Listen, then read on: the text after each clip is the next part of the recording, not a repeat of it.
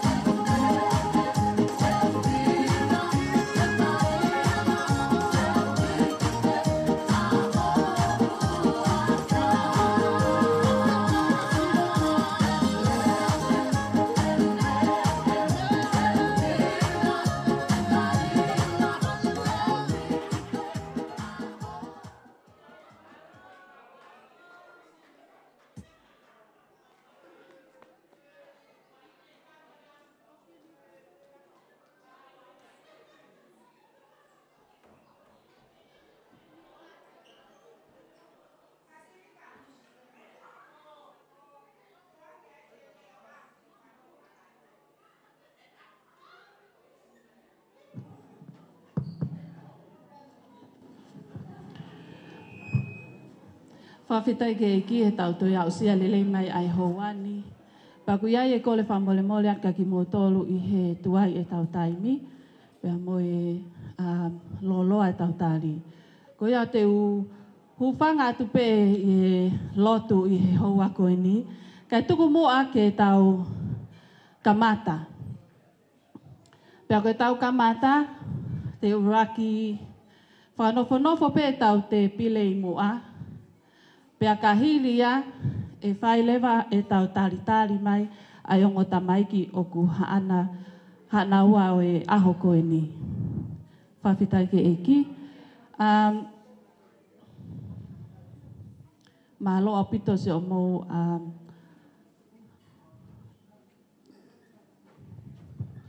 tatali. Ka e tuku moa ke u hanga o whakawhei mai ai kau whakawhe ko ia e tau ke nau mea pia mei mua pia mi te pile mua. Pea te ui atu pe ho hi ngoa ka tatwha mole ka ke talango fua pe ke mea mai mua. Ki mua ka tau hoko atu.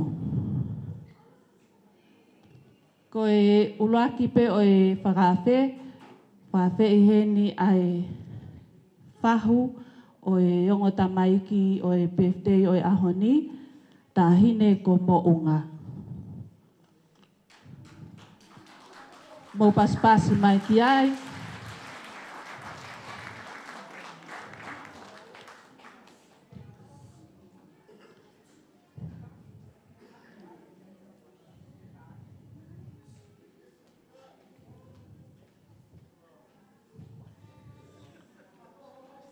Malo au pito. O te whaki maha paspasi, ma e whahu o e aho. Kono hoko ko e tangata iki Fiefa'u o e ahoni. Fiefa'u lupeni Fiema'u wea. Kataki moa ke mea mai ki moa.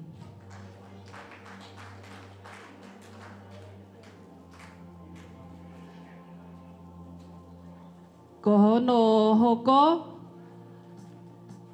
tu mua ki u whakawhei mai ai tauhi, o e whai anga lotu ko ia o kukau ki ai Jennifer pea mo Olivia. Tauhi.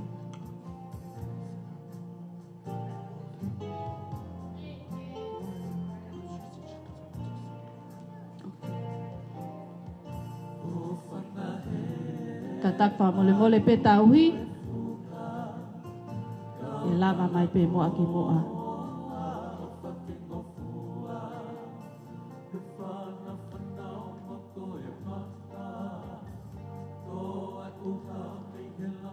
Ko no hoko tuku moa ke o whakawhei mai ai taha pe o e si ngahi tamai ko mahe likio.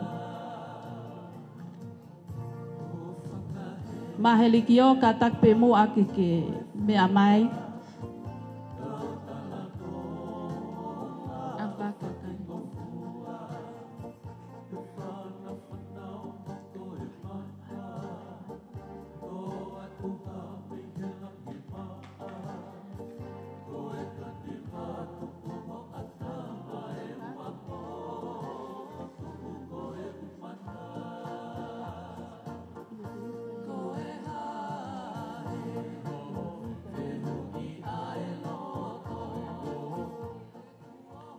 Katak moa ki u whakawhei atu e tahine ko Kilistina Soakai. Whamole mole pe mua ka ke lava mai, mea mai ki mua.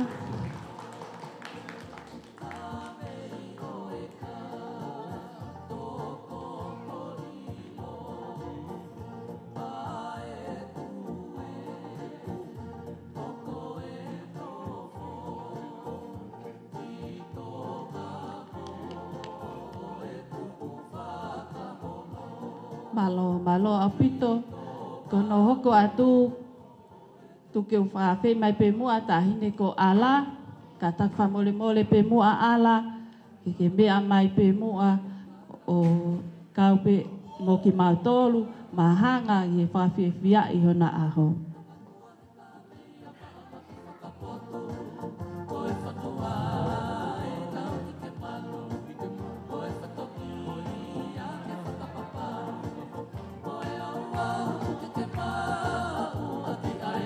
Koe ahoia koe ni koe tau fiefia pe tau tolu mo whawhetai ke e ki he tauhi ko ne whai ma ongo onga ma e ongo o whiwhine koe ni. Jennifer pe mo Olivia. Tumua ke u whawhei mai tangata e ki ko Savou. Savou ka tak whamole mole pe mua ka ke mea mai ki mua.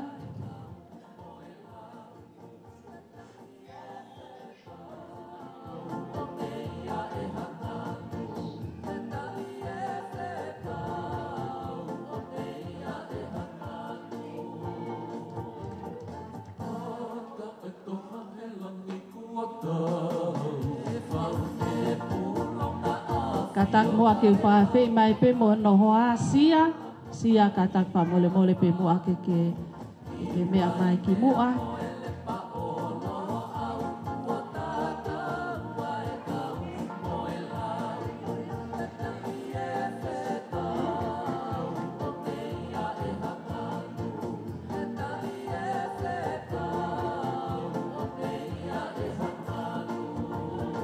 Ko le pe ke tau hi pe mua tau o whalongolongo.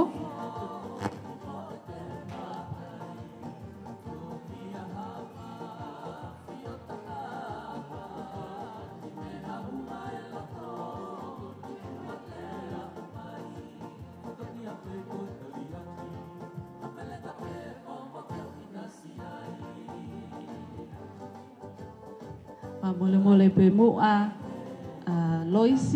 Loisi katak pa mole mole pe mua ka ke si lava mai ki mua.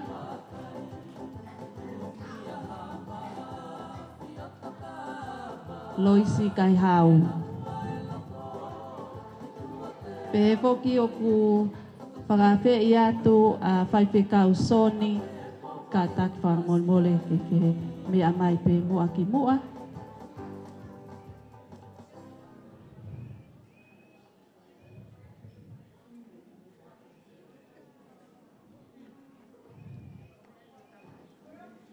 Ko hono hoko, tahine ko hola maasi. Tahine ko hola maasi, ka tak whamole mole pe mua hola. Ke lava mai ki mua.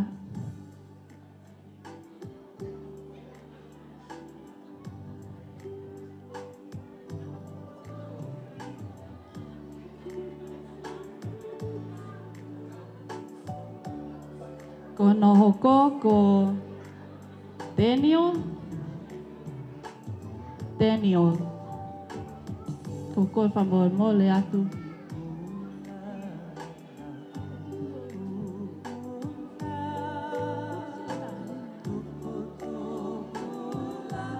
Oh, Daniel, please, can you come to the front table, please? Malo apito.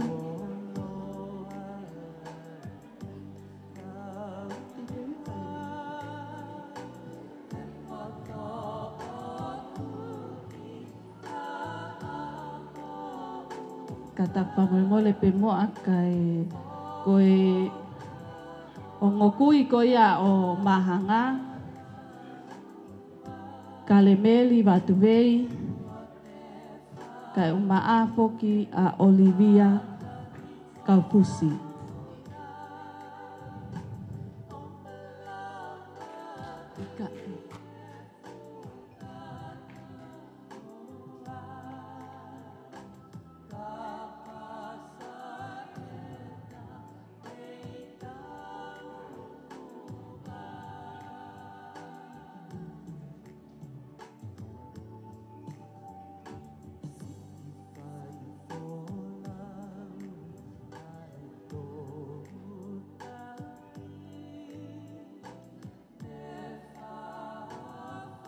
Pea pehe foki ke he kuia mahanga kuia ko tau lua, kau kai ke nesi i heni mo ki tau tolu.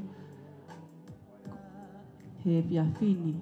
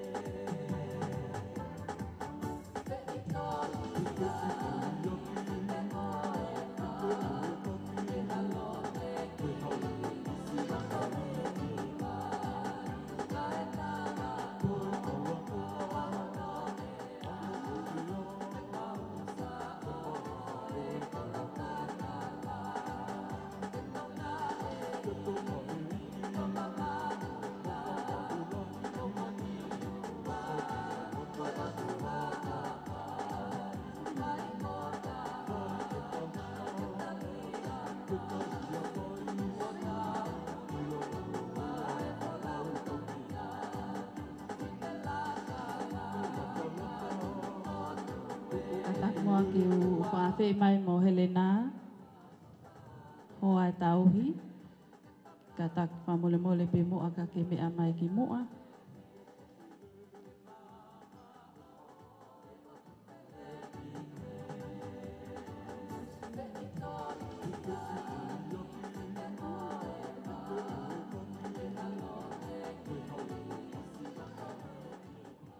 Whaiwhikau soni, ka tak whamole mole pe mua ka ke mea mai ki mua, whaiwhikau soni.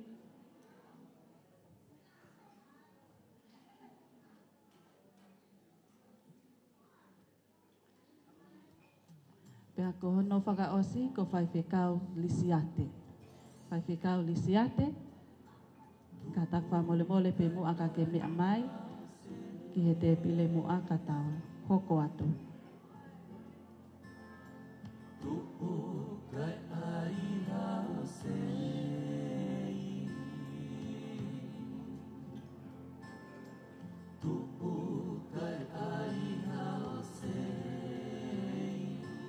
Malo au pito.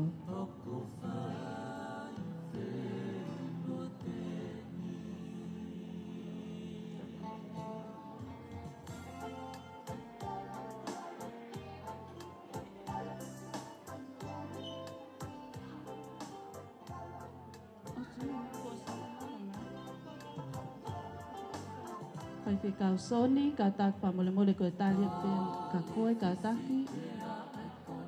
Soni wao tangi. Whaiwhikau soni wao tangi ka tak whamole mole.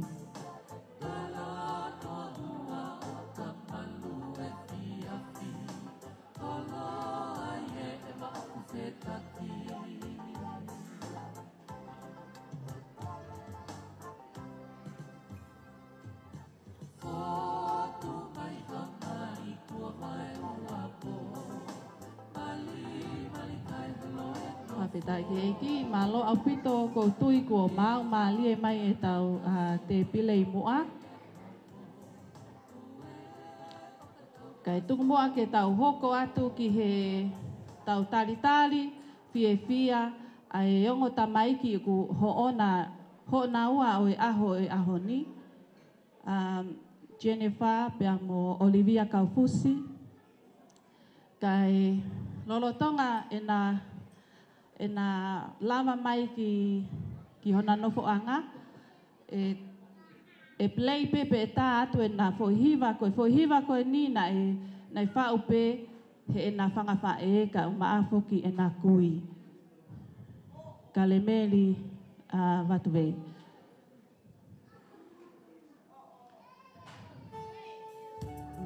Ka tak whamole ke tau mea pe mua ki olunga ke tau talitari, fiefia ai ongo tamaiki ho ona e aho ni.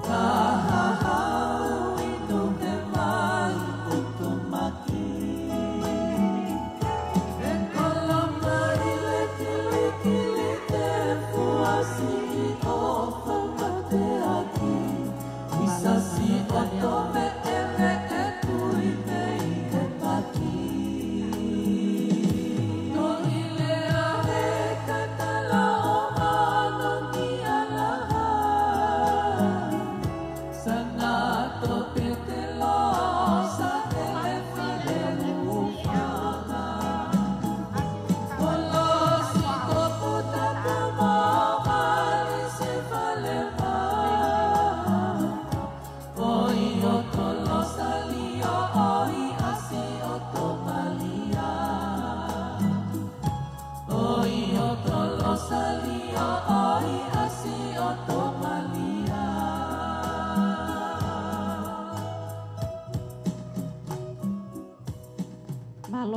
tau te paspasi ki ai, whakawhetai ki e ki, malo au pito e tau talitali, fiefia, ai ongo tamai ki hoona e aho he aho koe ni, papana mo whakawhanongo lelei pe ki he whasi, ko e naki mo ui pe ia talu e nga tupu hake. Whakawhetai ki e ki, he tau hi hao kua ne whai ma aho mo ui, Olivia pia mo Jennifer. Tau fiefia ko toa i e ahoni.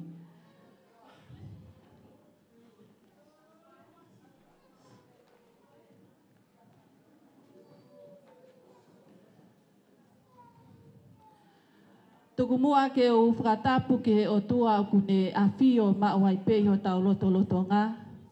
O tua koe tamai, moi alo, moi lau maali e maoni oni. Pea tuku mua ke o whakatapu ke he potu topu tapuni o kutau lo nuku ai. Kai pehe foki e ku whakatapu atu, ki a hou eiki, mo haa mata pule o tau kau whakataha i he e fiafi koe ni. Whatapu atu ki he tahine whahu o e aho tahine ko mo unga. Pea pihe e ku whatapu atu ki he tangata eki whaiwhekau o e ahoni ka ko whaiwhekau lupeni Fiema'u wea. Tuku mua ke o whatapu atu ki he ongo tahine o ku hoona e aho o e ahoni o tau iheni ai. Tahine ko Jennifer, papehe po ki kia Olivia Kaufusi. Whatapatu heni ki he ongo mātua a Olivia pia mo Jennifer, la ie pia mo tahavalu sa miu. Pia pehe po ki ko whatapu atu kia ki mo tolu hono kotoa pe o ku tahu mea whakataha tau kau whakataha i he ahoni, i he malumalu o i whaleni.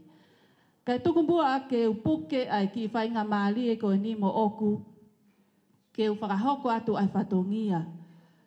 Ko hoku ingoa ko asilika watu vei vea.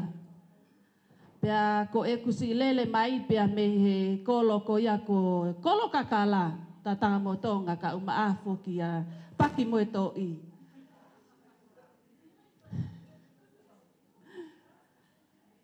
Pea, kole mo ke puke whainga maali e koe ni, ko au te uhoko koe tau ki MC he aho koe ni.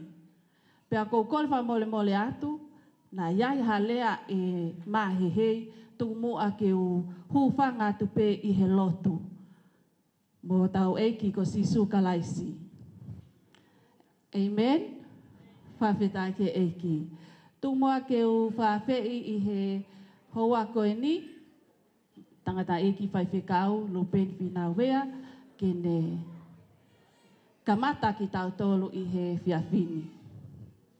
A ki ha lotu.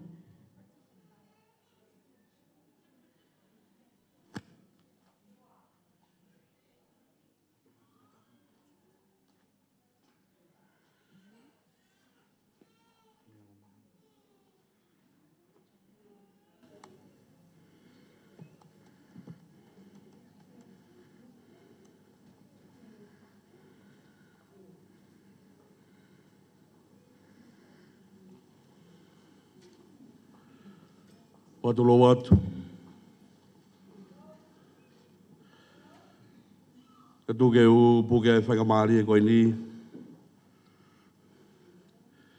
Ke whakakakato e patongia. O ku tautala katoanga ki ai. I e hoa koe ni. Ka ki mua ia ko tuku bea e whakawheta ki ho tua mafi. Koe hui koe ne tofahala meri e mā ki tau tolu.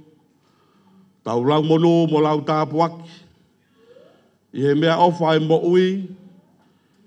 Ka koe mea ofa koe ia o ku whaki tō taha pe he otua. Pe au tau lau kau ai. I he tau kau he lau. Mo lau he kau. I he fiafi whakakoloa koe ni. Ko kore pe ke mō wangarerei pe mua. Ka tau kautaha i e fiafini. Ke tau kau whakataha i hono whakawhetai a hua whai o tua ke taingata.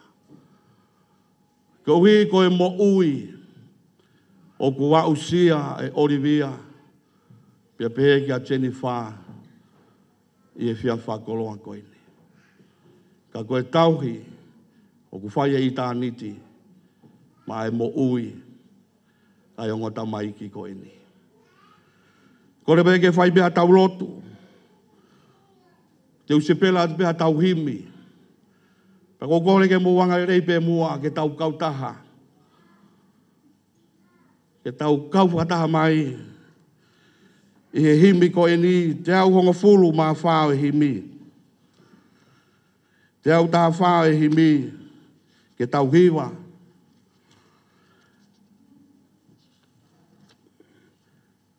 Ei ki koe ofa a au, koe moana loloto. Pea ngā lohi fōki ai e ku ngahi a ngahi a. Pea kua ufi ufi e ku kovi ko toa pē.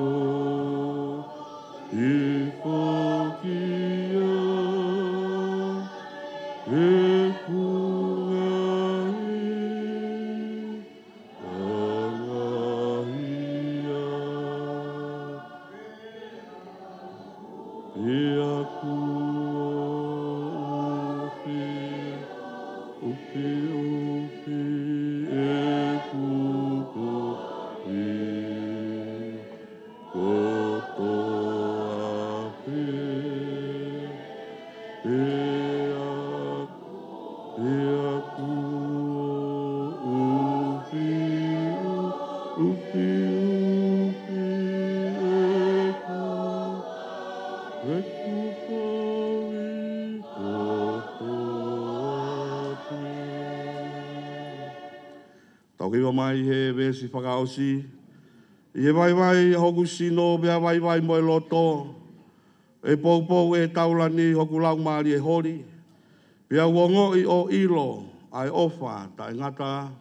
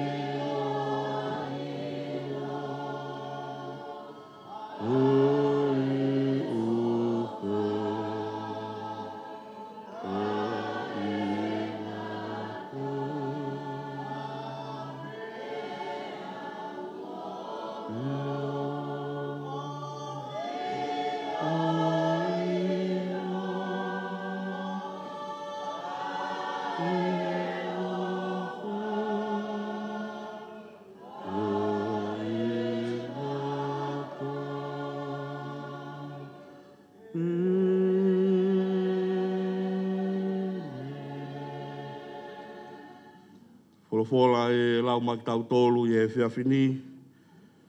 Tō ia pa me he uanga fulu mā tolu e ngahi sāme. Ua tolu e ngahi sāme. Te ulau kotoa atu pēa ngahi vesi koe ni. Pe koe whaamu pēa e folofola koe ni. Koe folofola e ni ke makatu u ngai. Aho no tāpua ki e aho. O ku tau kautaha ai i he malu e whare koe ni. Ua tolo e ngahi sāme, ia ngahi rea koe ni, ko tau ia sihova e ika i te umasiwa. O kune whakatokoto au e ngahi toa whalau muko muka. O kune taki au ki ngahi wai whakanonga. Ko ku lau maari e, o kune whakafoki. O kune taki ki ngahi hala o maa oni oni. Ko hono uhinga. Ko hono hua whape. I o neongo e te alo i e tere a ku malu aki amate. E kai te umana wahe ki hakovi. He kokoe ku mawheohi. O si o toko toko mo a kau. O kuna whakawhie maari i au. O kuke teu mai hoku au ha te pire. Ka koko ngai whiri. O ku sio mei he.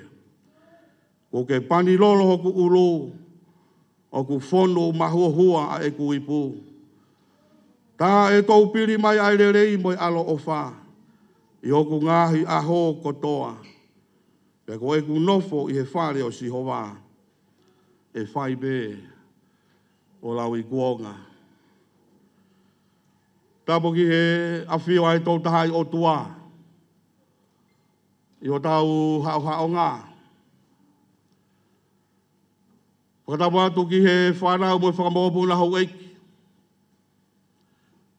Pe e ku whakatapu atu.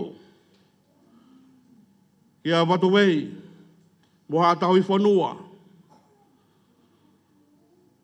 Whakatapu atu ki he tahi ne whahu. O e aho. Ako kore ke u whakapapatu. Ke singa i whawhonga taula eiki kotoa pe. Moha lotu. O taulo nuku. I he malu malu. O i whare koini.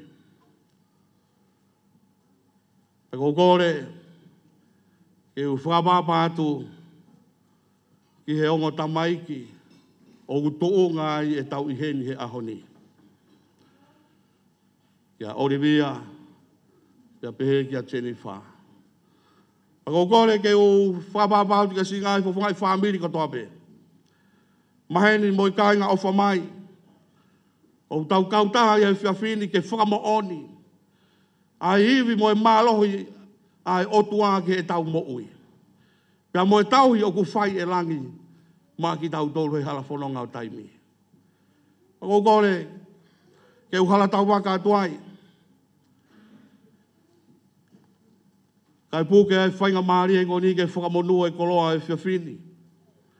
Ko lau monua ai mo lau tāpuaki. I e ku kau he lau. Mo lau he kau. I e whiawhi whakakoloa koeni. Ka tuk pe mua ke whai peha ki i pou pou nou pe.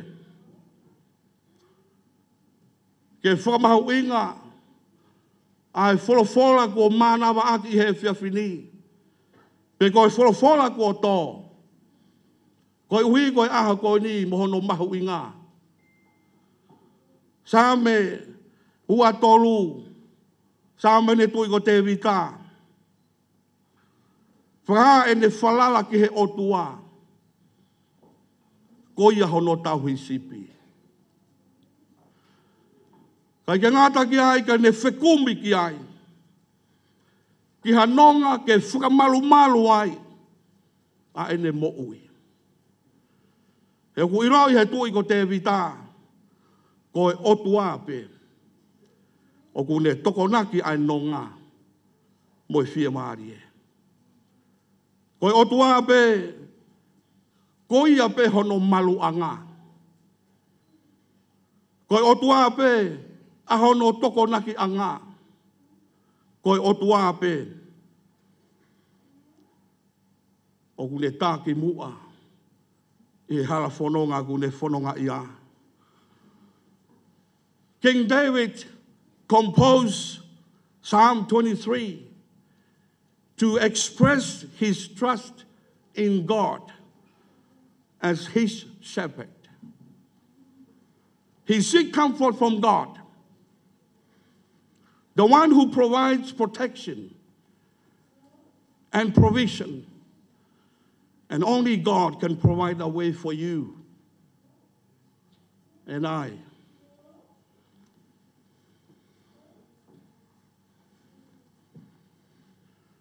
Om he sa me ko ni ka te tau tolu. Tatake ki tau tolu ki he mo'ui a te vita. Ki tamasi i koe ni. Hono whatongia ko ne tau he tākanga. Sipi a ene tamai. Ka ngomia e whakakau ko ni ka te tau tolu. I e whakaloloto ku whai e te vita. Ko si hova pe a hoku tauhi. Pai ke toi ai ha tauhi a toi taha. Mōni bea tauhi e tamai mo whae. Mōni bea tauhi e whamiri. Ka koe tauhi o ku maonga pia mahulu atu. Koe tauhi a itaniti. Kia te koe pia mua. Pe koe tauhi a ku ta whakamooni ai he aho koe ni. I he tauhi ai otua ku whai. Kia Olivia pia mo Jennifer. Ka malo i ai tauhi. Whai he tamai pia mo whae. Ta malo ba behe kia la ie. Ka ku mahu inga whamiri. Ke o mai e otua whotu he loto whare whamiri. Ko ia e whaika e tau wunga. Ko ia e whaika e tau whalala. Ko tau toko naki a ngā ia. Pia mo e malu anga. Ke tau whanonga ku whai. Whai, he tui ko te vidaka te tau tolu ko e otua. O ku ne toko naki ai nonga mo e malu anga. Tau sio. Ke iwi pia mo e malu ai otua. Tau mahu inga ka te tau tolu. Ke tau lotua e tau whanau. Tau nofo he kuonga. Kovi e kuonga. Ko whee tu e hao mo malu ki ai aho tamasi i mo ho ta ahine. Tala mai e te vita. I he whiawhini. Koi otua bea e tau hisipi lere. Ko sisu ai tau hisipi. Ke hao ki ai, pia au hao ki ai. Pia ke hao ki ai moho loto whare. Pia pia ki heo whanau. Mahu inga au pito ka te tau tolu whamiri. Psalm 23 applies directly to our lives today by reminding us to trust God as our good and faithful shepherd, who provides for all aspects of our life, no matter the difficulty. Ko sa me wa tolu family, o ku tala no hanga tonu mai he tau mo'oi. O ku ne whakamanatu ka te tau tolu, ke tau whalala ki he otua. O te ke whalala ki ho iwi. O te ke whalala ki ho poto. Pe ko hatoi mea he mamani ko ni ke tau whalala ki ai. Whalala ki he otua. Pe awi kai ko toa ho loto whare mo ho family. Pe tuke otua ke ne tauhi. Mo ne tataki mo tolu. Olivia and Jennifer. May your 16th birthday be a stepping stone to a future filled with love, success, and happiness. Always look to God in every circumstances. Trust in the Lord Jesus Christ. Believe in him. He is the good shepherd. These timeless verses remind us of who God is. He is the source of everything. He is our Redeemer, our helper. He is our provider. He is our healer. I want to encourage you today. Put your faith in God, both of you, and trust in the Lord, our Lord Jesus Christ. Katawange ke o tua mafi. Ke tau maringi mai ene kelesi ka te ki moua. Koe hala whanonga ko mo whanonga ia he aho koe ni. Pea tuku ai otua ke ne taki mua ki moua. Pea kou palomesi atu. Te mo ausia hakahau o ku whonu. Ma hua hua. I he tāpu aki. Pea mo e kelesi ai otua. O kore be whainga maari e ko ni e whamiri. Ko whawhei hene a tamai ba mo e whae. Ke mo mea mai ki mu. Ko whawhei ke mo mea mai tu i roto maari e he waha ai o tamai. Taha walu ba behe ki ala i e.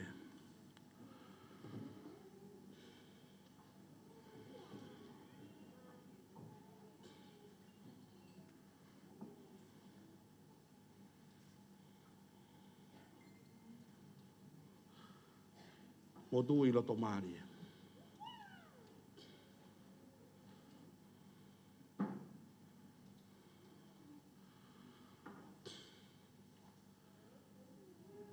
Koe whakatahi pēni, ai whamiri o ku mō tauhia. Ai whanau, ko mea o whaaki mai he eiki ka te ki moua, ke whai hono tauhi. Tauhi he hala to tonu, o ku whinangalo ki ai o tua. Ko whe hala ku to tonu, ko e hala ko e, o talanoa ka ia sisu ia sione taha wha. Ko au pe koe hala, ko au pe koe mooni, ko au pe koe moui. Ka ia taha tene mātā e pure anga, kai oua kune fōu ia te au. Taha wālua pe kia la ie, koe hala ia, ke whakamā opo ki ai homoloto whare. Ia tuka sisu ke hoko koe taki mua, ke loto-lotoi i homo loto whare. Whakamā opo ki ai e whanau. Pea tuku ai tauhi sipi lerei. Ke ne taki ki mautoro. Ko whamwe hoa ko ni ke tau lotu whamiri. Tau wanga lerei pe ka tau whakapapa e hoa koe ni. Kui pe he feitu oku ke iai. Ke ta kau whakataha he lotu koe ni. Koe lotu o e fiafini, koe lotu o e whakawhetai. He tauhi ofa ai o tua, ko ke whakamooni ki ai, piau whakamooni ki ai, i he hoa koe ni. Me he aho, na e whanau iai ai ongo tamai ki koe ni, o ao ki he aho ni, mo i kai ke iai hamere ai tauhi ai o tua. Ko tauhi mea tamai mo i whae, o whetō aki he taimeni i. Ka koe tauhi ai o tua, o ku ikai. O ku hao-hawa, pia maoni oni ai ne tauhi, ke kakai o ku hoi fua ki ai. O kore he whainga maari au ni ke tau kui be.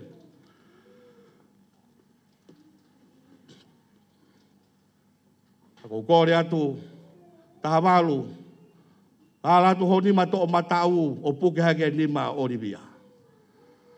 Puke mai o he maa ki ala ie. Ala mai la ia ho he maa puke atu, ai matau o Jennifer. Pea tō ke tau lotu o whakatapui ai aho koe ni ke he otua. Ke whakawhetai ai huawhai otua ke tae ngata koe uhi. Koe ofa. Hope ai ne kere si maa ki tau tolu he hala whanonga. Kore ke tau lotu. Pako kore ke tau wangarerei kotoa pe. Ke tau kui. Pa ke tau whakatapui ai hoa koe ni. Pea moe mahu inga e aho ni ki he otua. Ke tau lotu. E otua mafi mo tae ngata ai a Fiona. Koe otua koe talu pe mei tuai. Koe otua ia Fiona koe kamata anga koe pea moe ngata anga o mea kotoa pe. Koe ari wha koe pia moe o meka. Koe otua koe na ke whaue universi o kumau iai. Moe mea mo ui kotoa pe. I he lalola a koe ni. Koe whau ia he nima mafi ai a Fiona. Talamai na ke whakamui mui ho ngāhui ai tangata. Pea me he fo e kere. Talamai na e osi ho ngāhi a. Pia ke wakai kia i o kurerei. Pia ke ho kia i manawa mi ho lau maari. Tala mai nai hoko ai fu kere kere. Koe ka kano mo ui. Tuku au ia ho mau whahinga. I maa i moa fau tangata ai a Fiona. Isa na ke whau e tangata ke hau haua. Pia ko hono tau mua ke Fai'aho mo a Fiona o taingata. Kai hu a setane i he ngata ke ne whakatoki ho mau whahinga. Pia hange kai ke toi iai ha manaki ki he whahinga o tangata. Kai whakawheta nai kei tuuroa pe aho palomesi. Kei maungo mai pe ho ngahi fuakawa ki ho mau ngahi to utangata. Mau sio mata i he ahoni, he hoko mai a sisu kalaisi, i he waha a ko ia, ke ne whakao fiofi ki mau tolu ki ho afio. Talamai e ako naki a paula ki a Timote. Timote o kutaha pe ai otua. Ia kutaha pe ai whakalaloa he waha ai otua mo e tangata ko sisu kalaisi. Eiki o mau whakawheta i ato, i he aho whakakoloa koe. Whakakoloa ka tek mau tolu koe hui, koe whakamana tua, ai whakaofo aho o tau hui, ki he mo uia Olivia mo Jennifer.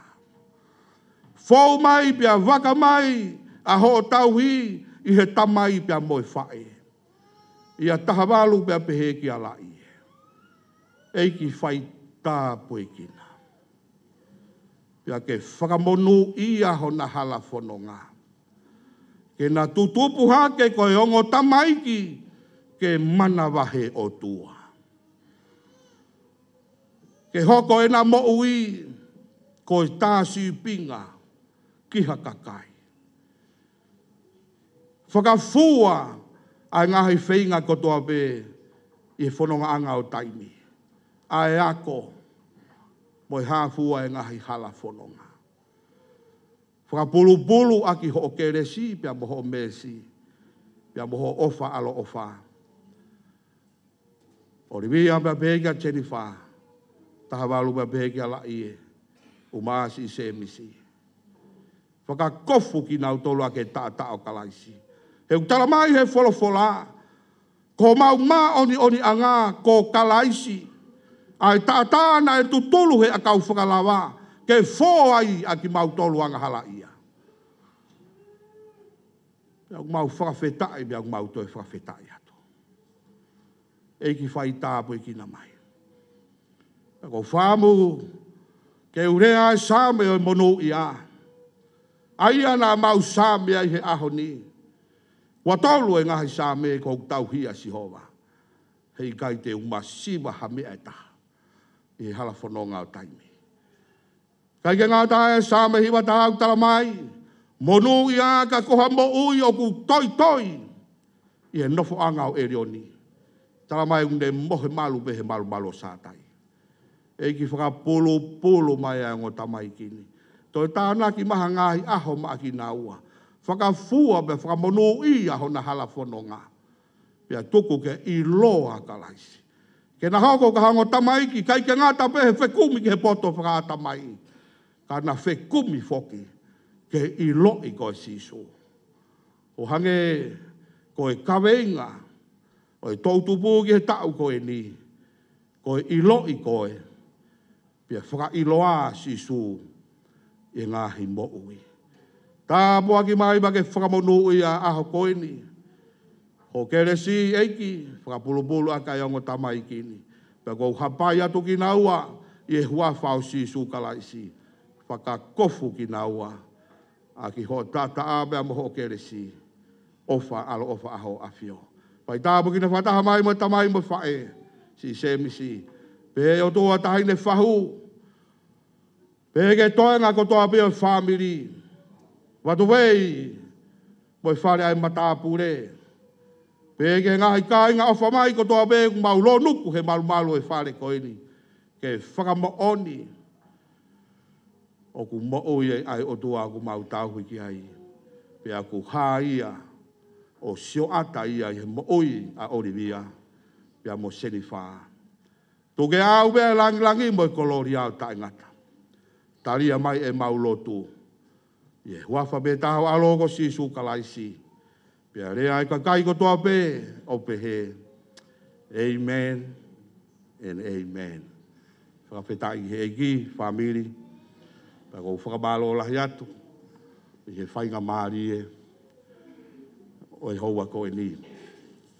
Ka kou tuka atu e whainga maari e koe ni. Ka malo atu ki a tahawalo.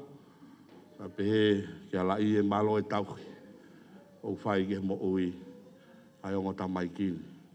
Kai ke toi whakaloloa. Kou tuka atu e whainga maari e koe ni. Ke tau MC. Ke ne hoko atu e tau porokalama ki e whiawhini. Mō pas mai.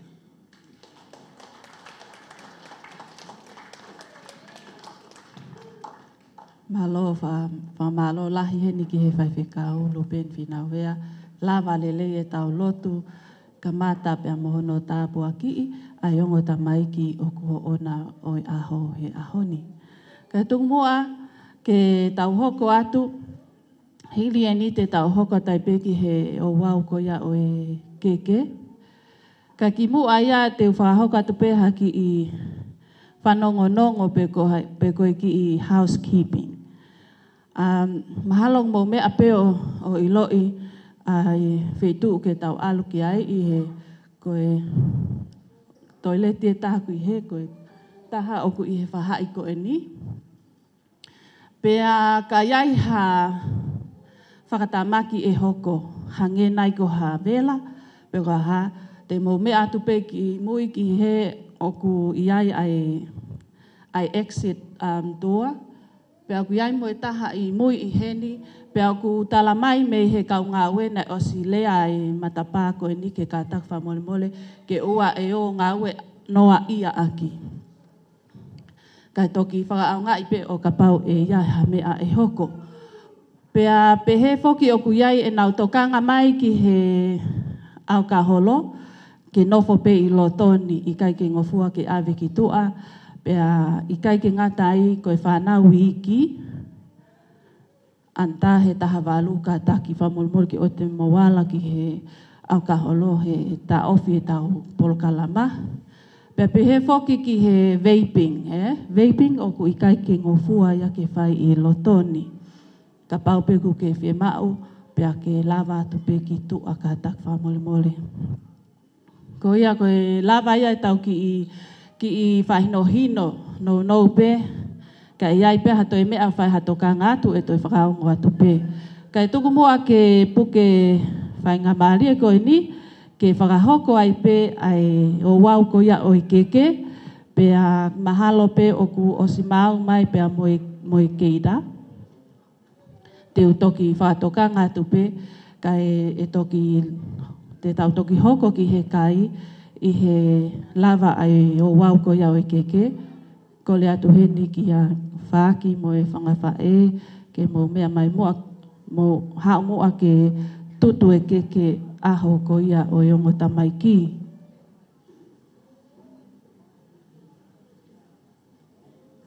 Saane mo polusi.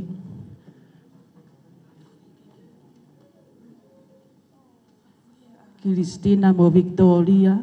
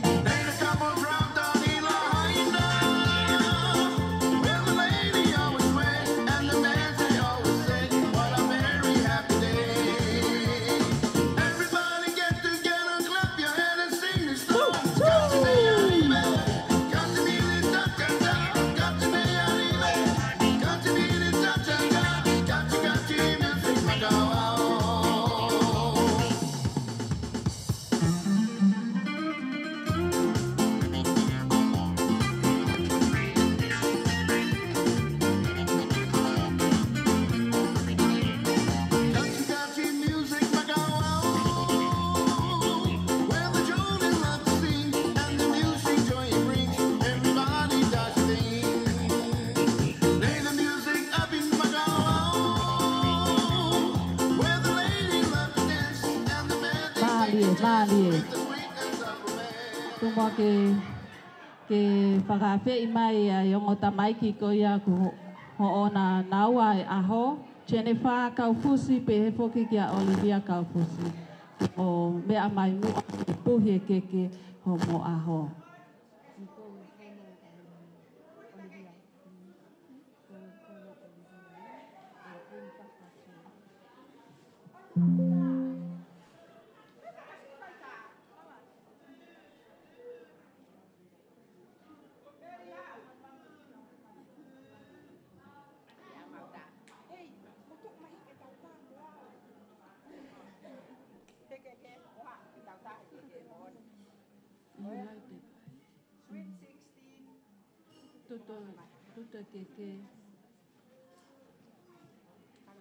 You go and stand from that side. Yeah, can you face the people? Turn around and face the people.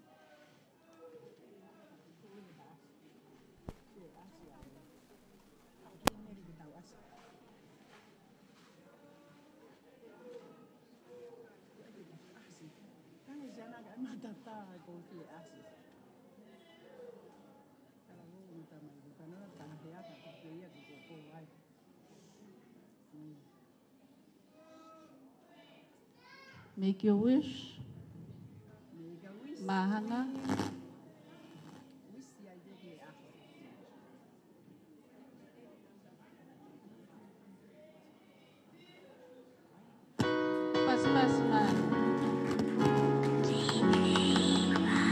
Happy birthday to you. Happy birthday to you. Happy birthday, dear. Happy birthday to you. Happy long life to you. Happy long life to you. Happy long life, dear. Olivia and Jennifer. Happy long life to you. Hip hip. Hip hip. Hip hip. Congratulations.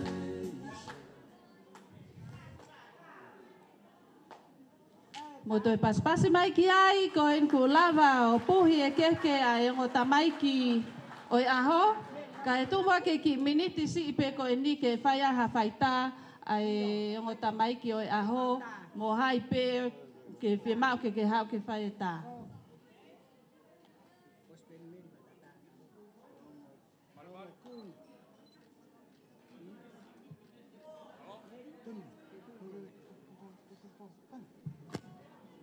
Io whakawhea tu e tahine whahu, ka tak bimoa ke mea mai ke aha mo tā whakaha mo o tamaiki.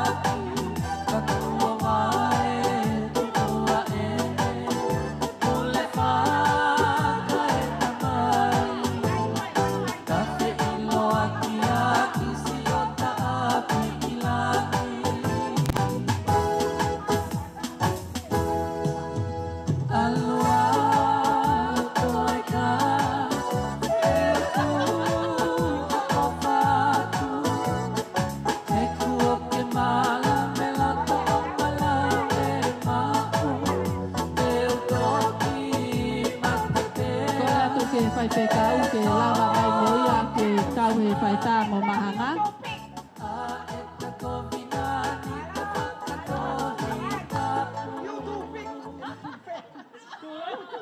Malo apito. Malo apito.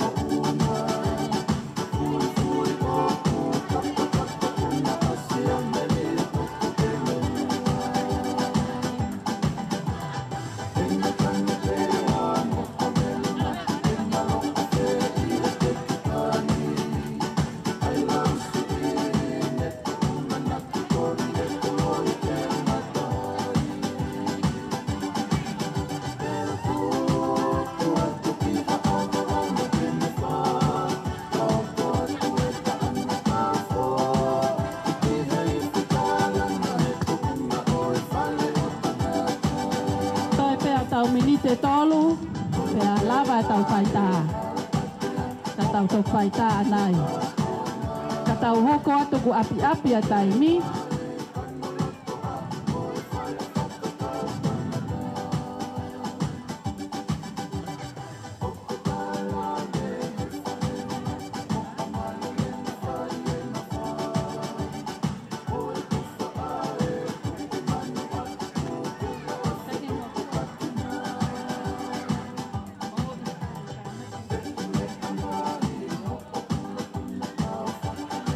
Malo.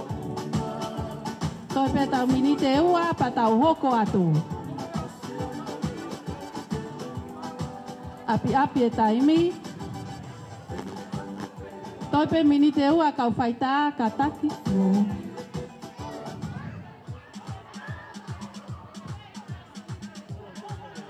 Tio haro tangi. Tawaki a mahanga lua tangi.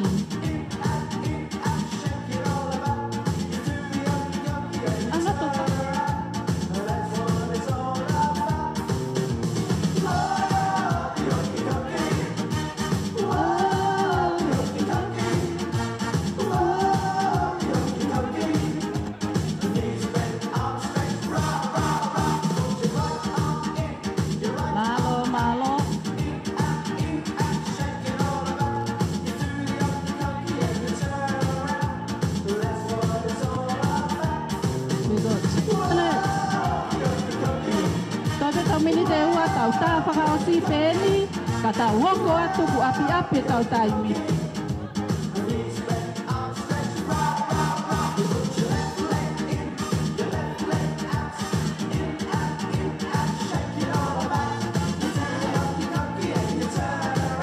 Vele vela.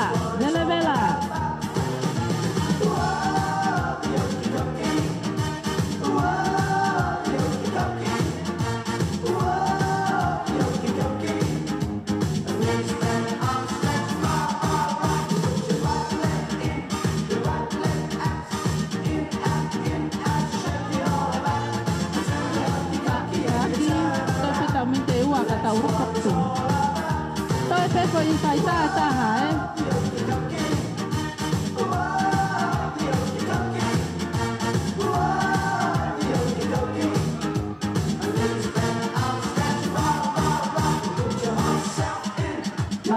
Malong.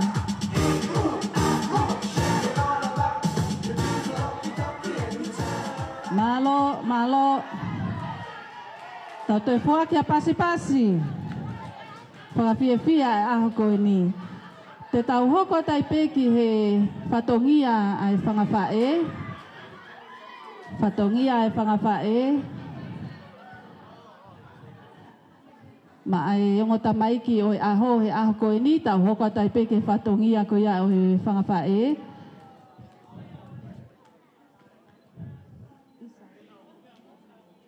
Come Isa. Tu ohe. Come.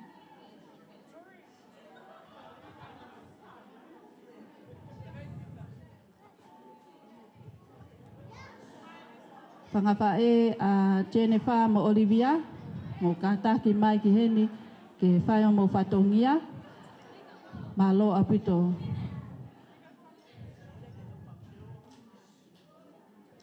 Ai hapo i tā whakaosi mo e whangawhae, kai Fai'aho nau whatongia.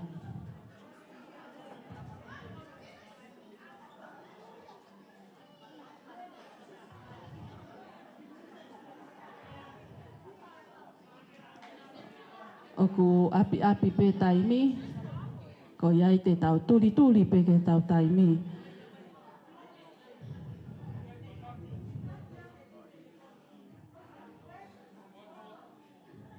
Malo apito.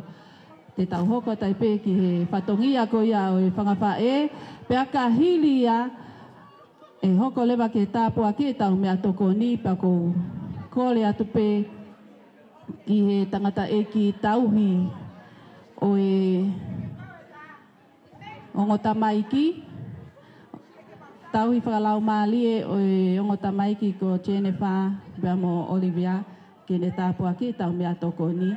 Malo apito Mariana Vatwei.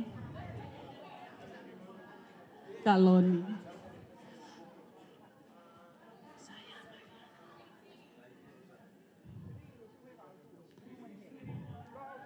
Toi pe foi ka mose taha ka tau hoko atu.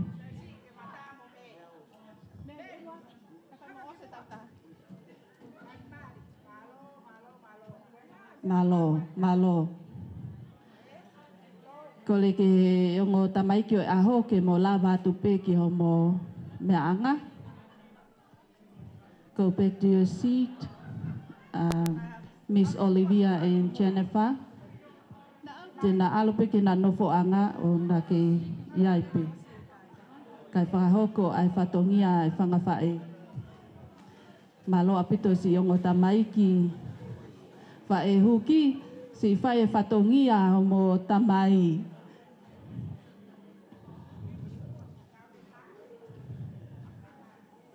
Mo si hela.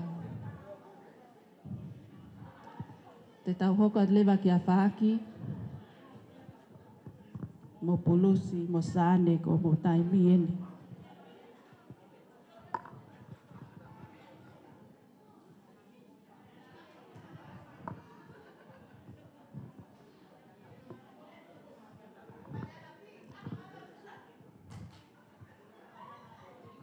O koutou moa whakatapuheni ke awhio ai o tua, ho tau lotolotonga. Tapu whoki ki he whaiwhekau koe na ne whakahoko e lotu. Whaiwhekau lupe ni vea. O kato e ku whakatapu ma kehe. Ki he tauhi. Ke tauhi ko ia o e palo ki au sangato pe te lo sanele. O ku ai loto honga mo oni ko hia ko tuku ho taimi. Mo family ka mai ki ka inga lotu. Ka mo si ime amai. Ke tau kau ngā kau he whiawhi koe ni. I hono whakailonga i e aho o Jennifer mo Olivia. Pea mo e ofalahi a te family ka ki mau tōru. Atu mo e whakatapu mamahe kua i ai lawe i o kua ngahi. Ai kau whaiwhi kau me whungawaka ke he ku nau i heni. O ku a te whakatapu ka te ki mau tōru hono ko toa. Ko le whamole atu pe nā pehe o ku aha, o ku ngāli mea ko ngā koe tataki e whaiwhi kau lupe ni e aho ni. Nā os whakahoko pe misa o Olivia mo Jennifer. Ko nā ta o taha ono nai hoko he aho anoa o tisema. Pea koe aho anoa tisema koe wiki a koe ia koe ko taha o toa pia umo ua he te teo e Christmasi koe taime e whaamili. Pea nai whai pia tala noa mo la ie. Ke toloi ai aho koe ni.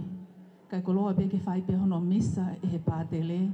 Pea mohona tāpua ki e aho koe ana e whaile e ki naua. Aia koe aho anoa o tisema.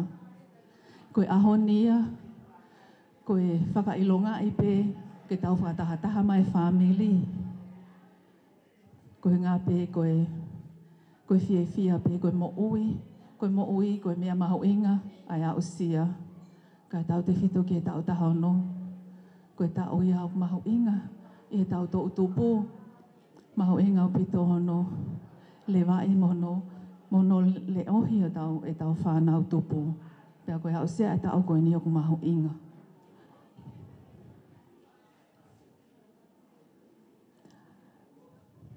Ai na e Filipe la e aho koe ni koe ngā koe tutu koe a kohe, ilo la e ko lotonga e a kohe ka kiu lava mai awai.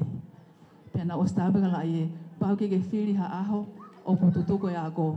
Pa koe ia whae he aho ni, pa ko whakamalo. Ko hoku hingoa, ko wha ki alele watu wei tu anaki. Ko au koe, tau ke te pia o la ie, koe wha e peke o mahanga koe ni. O ko maho inga ia he aho koe ni. O ko whanau i toko ono tangata. Pea ko lau pi ai whanau whewhine kotoa, hok whangatehina, whangatonga ane. Kai peke se o ko ngahi matapule. O ko lau pi whanau whewhine ko ia ko tala ke whanau, te mō whakaapa-apai. Ai whanau whewhine ko ia he koe ki aha mō tō whewhine, ki aha taimi o nau ofa ia ki mō tōlu. He o ko mahu inga au pito pe he angai tau nofo whakatonga, ai whewhine. He o ko pehe pe ai rea o taka, koe api pe a whawhine. Pea ko ia o ko atu ai koe loto maa whana moi ofa ka te koe Olivia mo Jennifer hea koe ni. O ko ilo, o ko mama, o ko nofo i Hastings, pea o ko whakawao whi pe au mō family e he loto pe. Pea ko whakamalo, ko hia, koe tau whakatahataha mai, koe ofa. Koe uinga utau he nei, koe ofa, koe otua ia. O kune omi ki tau tolu. Pea ko hoku ki whatongi ai pene o mai la ia ka te au. Ke o hao o uia te ki ai ki i motu i loa kau vewe mo ki i mas. Koe ki mea mai pe, ko mau whamiri koe masiva o ku viviri atu. Pa ku kau ini ha whainga Katoanga o ko wha talanga ka lai o koe ki sai ai. Ko no hinga pe he ku mau masiva. I tua pea mo whale. He koe tau hupe ka whainga Katoanga pe hene. Tau loto tato ke tau mau mai mahina. Pea moe la a ke whakatotofu aki. Ke whakahatu aki pe e mau ofa mo mau honga ia. Ka ko ia e ka pau ko aha mau tōnu nou. O ko ofa lahe pe ka mo tōl ko toa o ko he aho koe ni. Whakalahe tak pe e mau ofa. Pea moe lotu ma aki mo tōnu. Ko ia e koe keke hono ulu aki.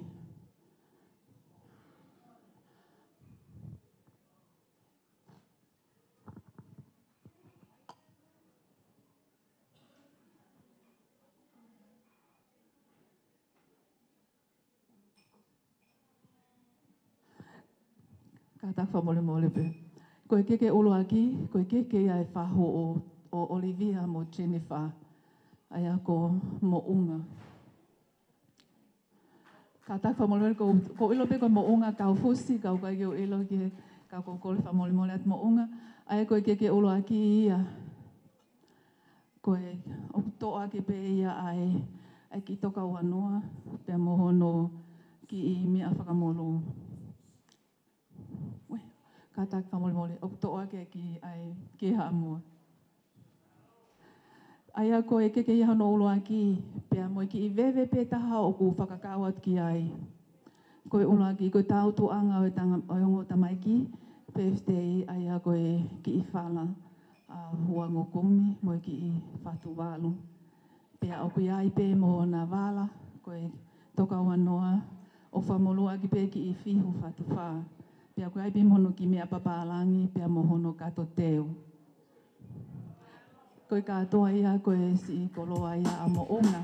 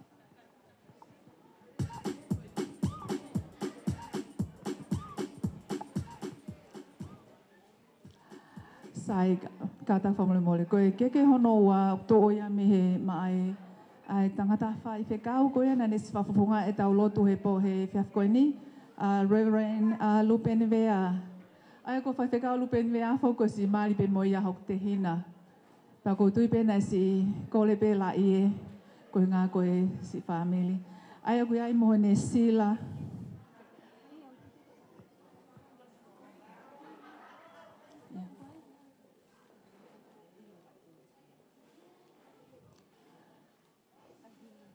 ai koe keke hono wā, keke Fiema'u lupene vea, koe niki me a whakatonga, kato teo pe mone sila, koe panga pe taha.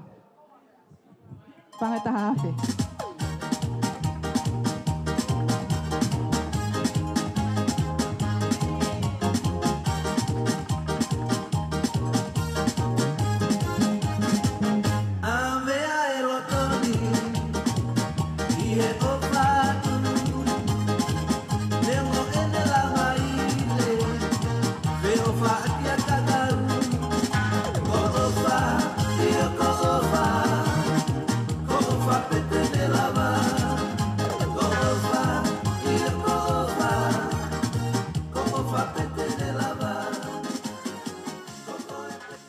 Ai koe keke hono hoko koe si keke ia ai tangata e ki tauhi e paloki au sangato petelo sanele. Ka tāke tō mai ai koe ki mea whātonga mono kato te upe a mone sila koe paangai ni mangi au.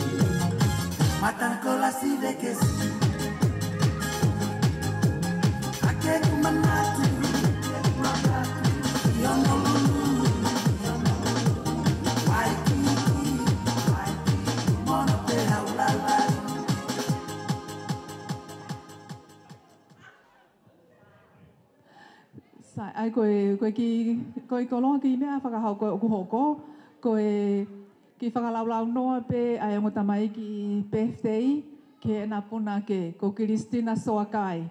Ka tāki koe ki mutu I whala pena tina ko ilo pe ko Kristina fo koe ofe fine e taha o maunga he me hiktanga. Pe au alala ia au opu iki ai Paulewa kene ai ha ki whala ki holoholo anga Kristina. Pea moene ki sila koe paanga taha awhe. Yeah, yeah, yeah. Day bobo, yeah, yeah, yeah. Yeah, yeah, yeah. Yeah, yeah, yeah. Day bobo, yeah, yeah, yeah. Yeah, yeah, yeah. Yeah, yeah, yeah. Yeah.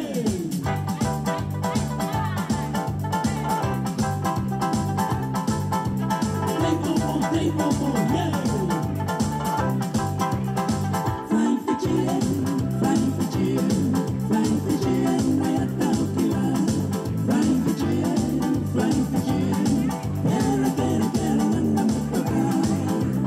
Yeah, yeah, yeah. I'm going for it, I'm not the guy. I'm going around, I'm not the guy. Maybe my brother, cutting my thumb. Flying for chill, I'm not the side. Yeah, long night, I'm a Pea hange nau lawe kia ki mua. Koe mea whakamata hoa koe ngā koe whai katoanga ai masiva. Koe ki mau ki lawa o whato tofu e si kakai aunga ki whakaau kia e mau ofa. Koe ki mea whakaospe koe ni koe ki whakalaulau nope mo ia ki he tahine ko ala ki vai lahi fifita. Kone ki mono pe ko ilong lahi ne ko la whatonga. Pea moene sila koe pangata hawhi.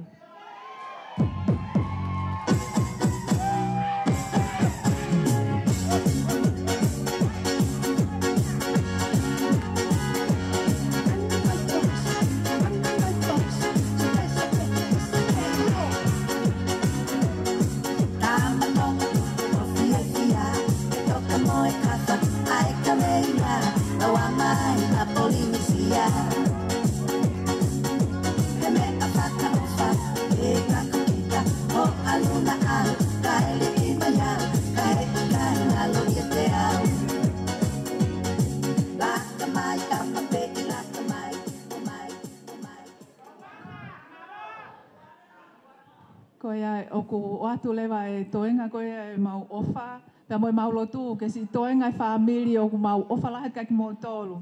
Ka e tau te whito ki e si whaamili o taha walu Samiu, a te whakamalo lahi ko hia ko loto peke uhanga o acknowledge mo tolu he ahoni, ko hia koe ofa, pea moe tauhi o mo whai ke whanau koe ni, pea ko ilo pea wai loto nau whae, pea ko hia pete whai peke loto nau whae, ka ko loto peke hanga o acknowledge ki mo tole ahoni Lois kai hau mo whangatehina. O whalahi atu ka te mo tole pehe whoki ho mo whae ki a taulua. Ko ia pe malo o whalahi atu ka mo tole ka tau hoko atu ana mo moko mea kai.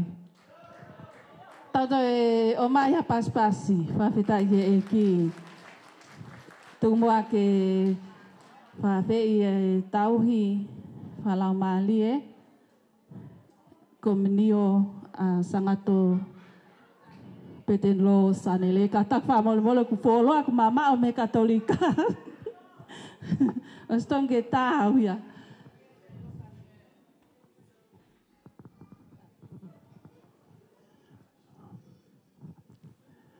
Maro kai whakakato atu e whatongia koini.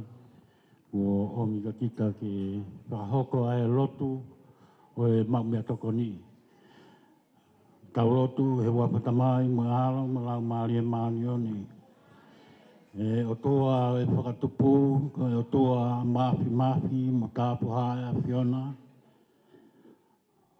Ko koe ai kaumua i he Katoanga. Malari o ku mau whia i he o tā whakakoloa koe ni. O ku mau hapai atu ai e ngō kaunanga koe ni. Ko Fai'aho no lotoa mo no tāpu aki. Ko hui koe hokosia me ofa e mo'ui. Ko nā hokosia ai Olivia ka amasi wha. Pehe ke o mātua pe mo family. Mau hapai atu ai mea tokoni. Ka mai ka matavela, ka mo ngofia. Ka mai kei lau ko whai he family. Ko hi koe mea tokoni koe ni, ko iho mau hauhaonga.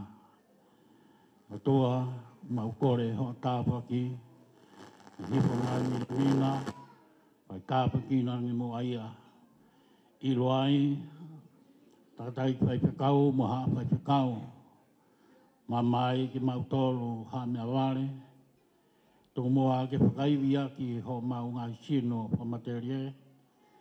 Ke mau ke whai ai pē ai whina ngalo, maa ni oni hoa whio, ko mau ke talaki a hoto i tuu, a moho ngō lelei.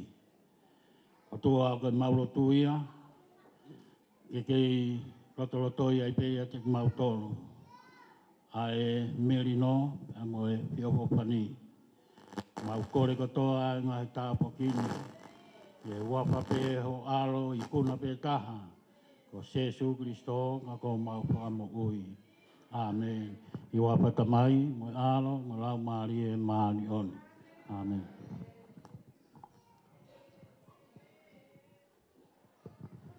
Malo au pito tangata eki tauhi o e komunio petelo sangato petelo sanele.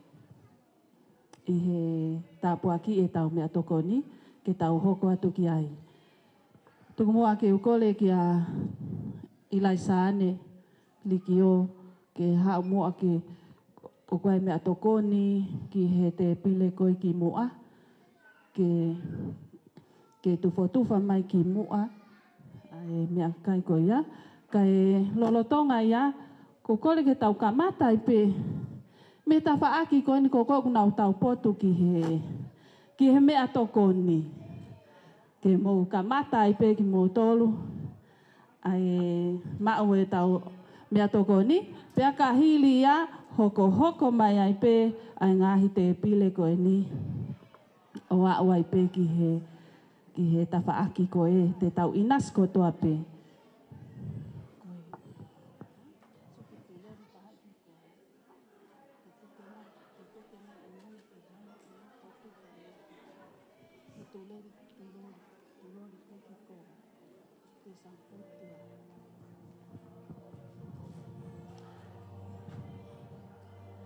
Te tau ma'u mea tokoni tau tolu. Pea ata e mea tokoni ka ki tau tolu. Tā peki fo i whasi pe taha. Pea ka hiri ko ia e hoko lewa ki he lea uluaki ko ia o e aho. Aia o ku whai pe ia tahavalu Samiu. Ko lea uluaki o e aho, e whai pe ia he tawhaaki ko ni, e whai pe ia e tahavalu Samiu. Pea tautou ki hoko atu ai pe, i he lea, hili ia, e hoko mai ai pe, a watu vei, ke whafofonga ai pe, ai lea o e tawhaaki ko ia o e whae. Pea ka hili ia, e te tau hoko lewa ki he tau olunga a uluaki pe ko e taf malae o e aho, pea me i he tau olunga ko ia o e tahine whahu.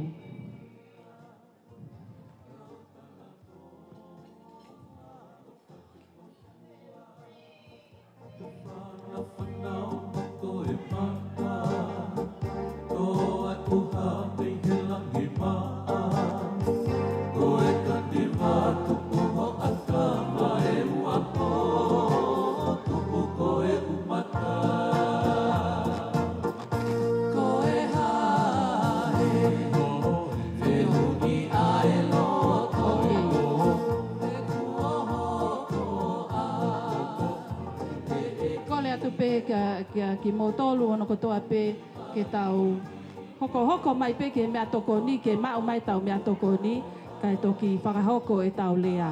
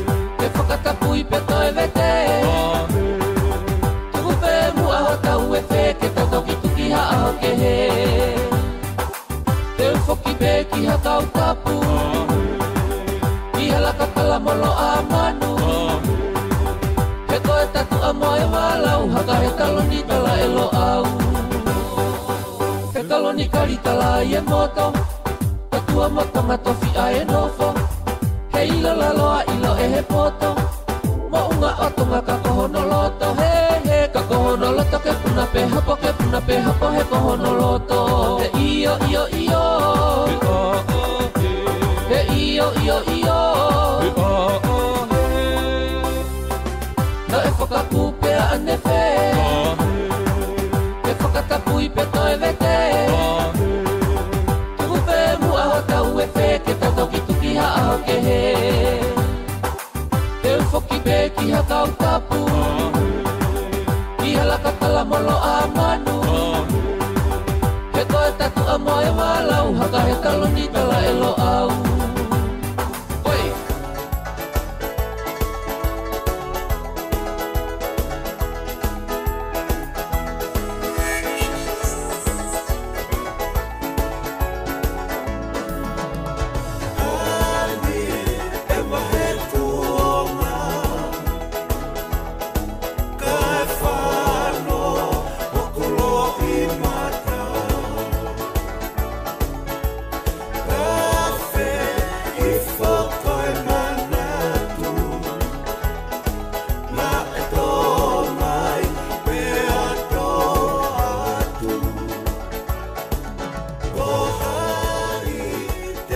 Whangātu I he whakatapu ne ka mata aki ho tau haa whanga.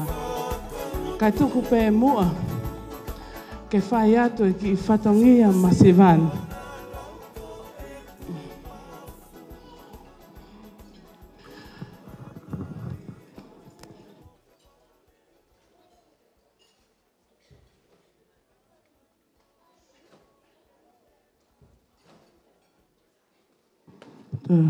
Okay.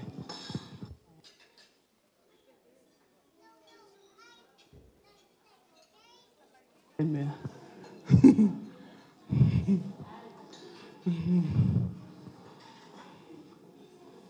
Mahalo. Kua wa inga e whānau he konau. Hela he tali. Ko ia. Ko tui pe mahalo ko mo mea e pe. Ai ki whine motu atu an. Ko hoku hingoa ko mo unga. Ko e mehiki tanga au e ongo ki I tamaiki. O ko anaua e aho koe ni. Ko kore whakamole mole atu. Ki he haawhanga. Pe ko whewhe ha whakawhotunga e aho koe ni. Ka kuhange koe lau. Koe whai whatongi ane. O ku whai pēia. Me waha wholau. Kai tuku pē mua ke u. Kore whamole mole atu.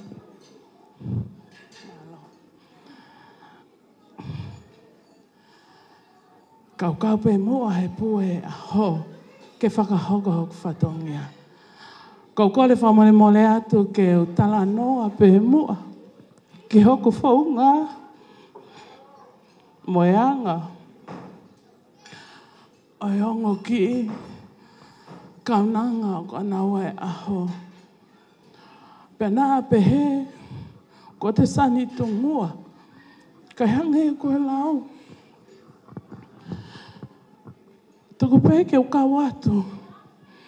He whakapue pue. He koutu I pe. Na ia I pe. Si oto aunga. Whakamone mole atu. Ke tamai tau hi mono family. Kai ke puli pe unga. Hame aia ka te au. Ko hange. Koe lau. Ai tupu ai ango ki tamai ki koen. Ne nā hoko koe lose hoku loto whare.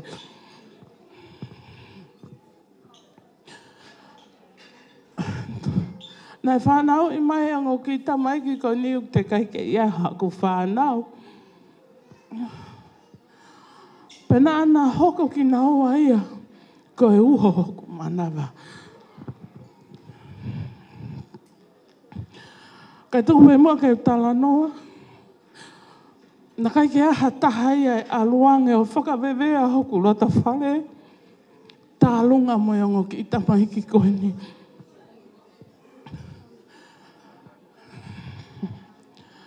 Pena aku tae lata. Kau ka tae sio gana fofonga ia aho. Nai hoko pena ua ia. Koe uho hoko mana wa. Hena aku whakakau. He kai ke te hatama aku mana wa. Kai whakawheta, kau tua ofa. O ku puli ho tau amui. Ko tau apongi. O ku ikai ilo ia e hata. Nai whakakoloa e ki hoku mana wa. Aki a e tama peta. Peko tama e taha ko ia. O koe ke lava ia matanga me loto whare o taha walu. Mola i. Taha walu. Kau maua o whalahi ka te koe. Ko hoku hingoa. Ko mounga. Ko whae a taha walu. Ko taha ia e ngahi me hiki tanga o taha walu. Ko mounga. O whakahingoa ki a iau. Ka kuhanga e koe lau. Koe whanonga he ki loto whare koen. Ne hake pe au. I he waka. O ne tawhia. Ai taki o ki whahamiri koen. Kai whakawheta, koe o tua off.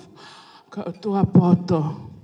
Nā ne whakahake ai waka koe ni he waikola tai. Kene omi e tahawhe unga. Kene tauhi ai whanau koen. Whakamole atu. Ki e whamiri o tawalu. Nā kou tongia. Hawhahinga tu unga. Kai tuku pe mua ki he eiki. Nai whai tau whokotutu. Mo tau whanofnofo mei lang. Ke ulawe noa i ai. He langi o e au koini. Kai whewhe. Te ukei fiefia pe. Nai hoko au koe whae. Pe nai hoko au koe mei ki tanga. Pe kai we i hata. He koe whanau. Koe whanau ni nai pa polo i mei langi. Koe take mai mua tahinta alunga. Fiema'u loloa se ku tala noa. Kai omi mua se ku ki tahine whai whatongia.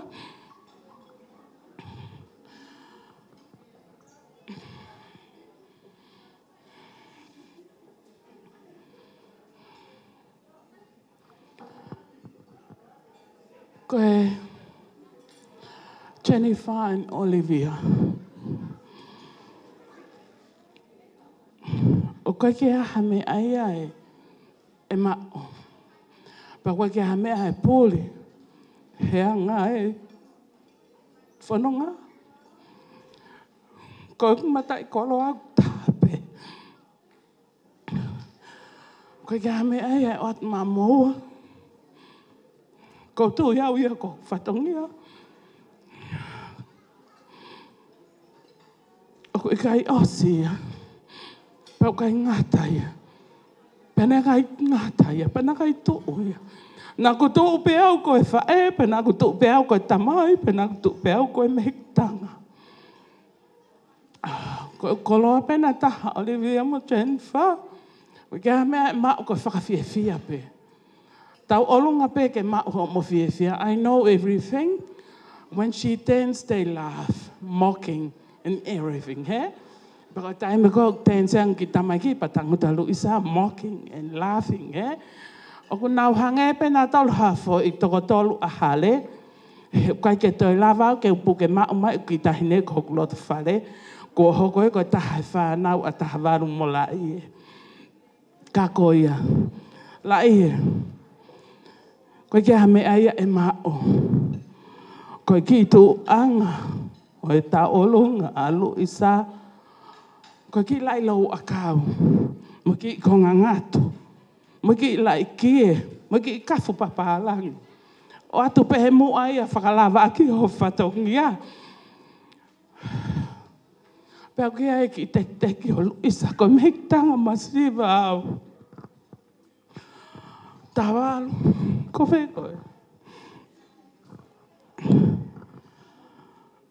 Ko whe tawalu.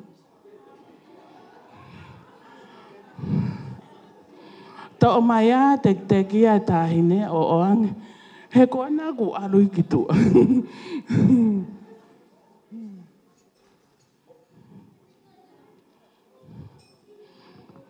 Kai ke aha me aia e mao hok ni ma. Ko fiefia pe au. O ku heni e ku whae. Na e toki hau heu ke ku o si mei tonga. Ko e hau ia i he.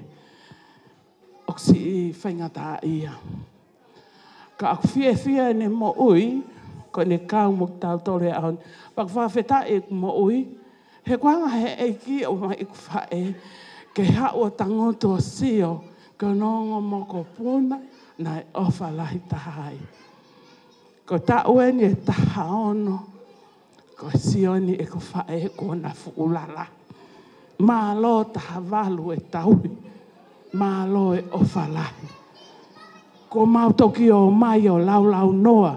Pea mau seksekia e ko lalahi e whanau. Ho o ofa. Ta e to e whaalaua. Paku hange koe lau. Na e kai o mai he eiki ke ta e whanau. Na e o mai he eiki ke hao tauhiki fo i toko tolu ko e ne whanau. Ta hawalu. O koe kai kia hamea e mao. O koe ina ki teki o Luisa. Ko fo i korona pea koe pea ke nongai. Alo ki heo mao mai ki teki o Luisa. Ia weta koe ko osi awe ka kai ke wiro whamore mo. Ko via a koe mo alu ki tua. Ko fia malo au pito. Kai tāma ia e whasia kua Fiema'u loloa si e tala noa. O whaatu ke matakotoa, pea o whaatu he o whahengu ki tamai ki. Malo.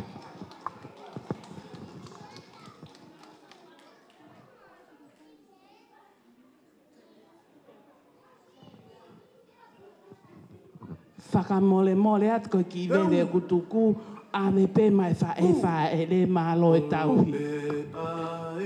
Hau atea, mohataka i he katoanga. Tuku pe a e kanoloto a, mo e whare whakakau tangata. Mo e whare whakakau tangata.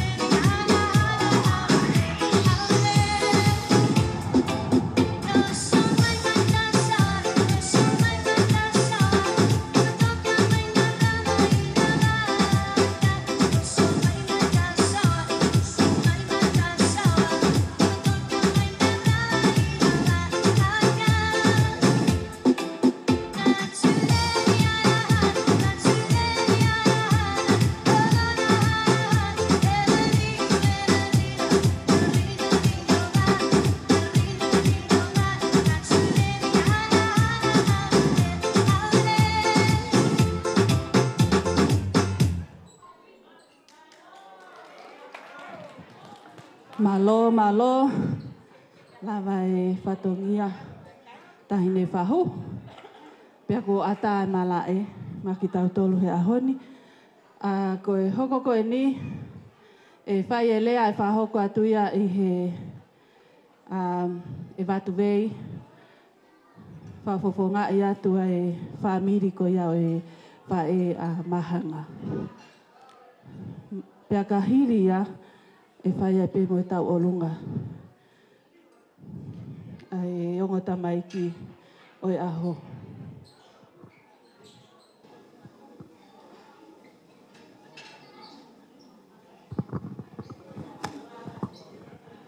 Whaturowat.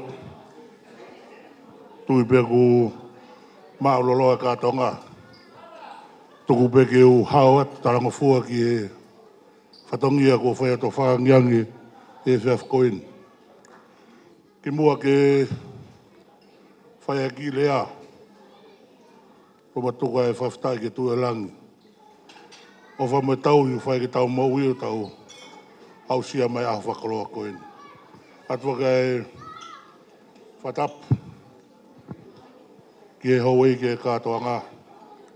Whatapu ki e whaifikau. A wharunga tonga. Ata e whakatapu ki e o mea kuna ua e aho tau whakataha mai aha koe ni. Atu whaka e whakatapu e motor kotoa pe. Tau whakataha e sefin. E kou kore ke u whakamaramaru atu. Tala whakatapu ka kato whanua mai lotu. Te takamata ki tau ngā ue. Aha koe ni. Tukumua ke u tarangofua. Ui ko e whikau ko kouna ki taki ai. Ka ku te ongoi. Ki mua ke whaia ki Fai'aho a. Whaako tio to whaunga ko matua ki takorua tangu watu wei. Ko e whohau o atonino. Ko ne mawa o atu. Ko e mokopuna au. Lai taha whangatamai a la ie. Pea ko te tō ke whawhonga e hakoin, ko hinga e te kau he lau, te lau e kau. Ko ngā whawhita. O mea mai pe ko mōre a kakai. Ko toi pea whanau. Kania ngoia toko ke utarangofua. E whiaf koin. Ko ngā koe aho ia koe ni, koe aho pea o e whawhita. Tokororia ki he langi, ko ngā koe o whamoe tauhi. Ko ngā koe whakatūtū na e whai. Whamoe mei ulu ka tau whawhitai, ko ni whakalalawa na tūla. Ka whakau koe aho koe ni, e tau whakataha mai. Kau ngā kau whakataha. Mai whamiri ka ngā e mahen. E no Katoanga'i e aho e ngofine mui koe ni. Koe ke aha rea ia e maua, e tukupe mua koe whafufonga. A rea e whamiri tamai a la ie. Ka koe ia kou fiefia a hakoeni, koe ngā ku taulawa mai. E tau kau ngā kau e malare a koe ni. Ka kia rea ia. Whahau ngā ki ka koe tukupe ke whahatara manu ke ongofine mui koe ni. Koe whora ai kua tala. Ka matanga a koe ni. Koe beke toi ai ha whakia ngai mo ui. Koe ua tolu ngai sa me koe tala noa pia ki tau tolu. Ko tau tau hi pia sio weka ki tau masiwa. E kou tui koe whanongo ke whora a koe ni. Whahau koe whaifikau. Kai ki tau toi tala noa ki ai koe tala mahino pia e whora. Kaku ato e mau tala manu ka ki maua. Ko inga ke whanonga ngā whai. I ke whai halau e whine mui. Tala no peka e punake. Ko hala ai au ko puli au kai haha mea. Ako sisu tene whakauri. Ke kai tau rā vea. Whano tolahi e kaki maua ko inga ko e whanonga ngā tau koen. Ko ilo i ko e wai hala ai au e tala wau mo e whine mui ku lahi ono ngā hi whili ona. Lahi ai hake anga mo hi fuanga. Ko tola he whanau ia ko nau. Lawe he whanonga anga. Ka whafoki pe tau. Mana tū ki soni aha koe ni. Ko tau i pia siova. Te ka ke mou ia ki siova. Ko ia te ne whai no kataki ki mou ahe roro tonga ni ka umai ka una. Atu e tala manu. Ngai whenga ko tō peo ku whai. Roro tonga e wā taimi koe ni. He roro tonga ni me ka hauna. Pe mua ke whafofonga atu pea whakamālo. Ko inga koe e whiawhia koe ni. Tau i heni. Ngai tapa ke heke. Whamālo atu ki he onga mātua. Ko ngā koe tau i kua whai. Nā usia ai makamairo e moui. Tau kau whakataha e aho koe ni. Ata whakamālo ki he whamiri tamai. Ko ngā koe whipōpōwa ki kotoa pē. Mo whai. Pē ki e whamiri whae. Tau i kotoa pē o whai. Tau au si aho no whailonga. Makatunga he tarango fua kua whai e ngo whine mui koe ni. Pa koe tau lo tū ia. Mo tau whakaamu. Ke kaua e kia tokonia na whanonga mo ngai whenga kotoa pē. A te whakamālo ko ngā koe whaskau. Ko ngā koe lot, ko lo wholofola ko tō e aha koe ni. Whakamālo atu. Patawanga me o tua kene ke o Fiema'u. Ai fua whatongia kotoa pē. Pē ki e tauhi ka e umā e kautakirotu kotoa pē. Whakamālo atu ki he whamiri o no kotoa. Atu me whakamālo ki he whamiri watuwei kotoa pē tau whataha e whiaf koen. Ngai whipau ak. Lawa ki tau kau whataha pa kai whoki a Katoanga'i merino. Ka Katoanga'i au fiefia. Tau e tio whakotoa pē ahon. Tau whataha mai. O kai koe mahu inga koe mea tokoni ku tau mau. Ko tau fiefia e ofa e tua o tau. Whai ki e ngofine mui koe ni. Atu e tala monu ke ngai whafonga kotoa pē ku tau hene e whiafini. Ko ngā ko mou tuk taimi ka mou lawa mai ki tau kau whataha. E marari koe ni o whai. Ki mua ke whakaose ku whahoha a. Ko kore atu ki a raia. Tap.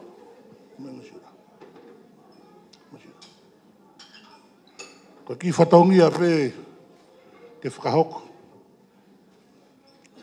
Ko atu ngā e te tangata pē mo whiwhine. Ulahi whoki e whamiri hen. A koe whamiri e kia e. Mo whangatamai mo. Ka ie.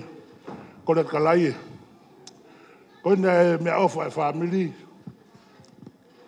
O atu peke te koni kono tahu e whanau. Pakapa e lota oe ke maa man. Mea whawareanga koe masiva. Whatawanga pe hoko e tokoni. Aunga koe ngai koe hala whanonga. O ngono whine mui koe ni. Ko rea tu ke whamiri. Tuk pe mua ke tāpea whasi. Kau whiwhine ke nau whameite pe ke ngo whiwhine o na aho. Whaoa te mau whamu tala manu. Ai whenga kotoa pe. O whātu ke ngai whonga toa pe kutau heni e whiaf koe ni. Tanga mea tua ke ne whātau pe kine kutau tolu. Ai fua whatangia kotoa pe ka tai aha tau mātuku. Tau mātuku pe whunga merino moa whae tua. Tā mai mua hawhasi. Pa kore atu ke whamiri watuwei kotoa pe. Whai pēr tau ki whameite ko tau whako ave. Reo maranga tau atu.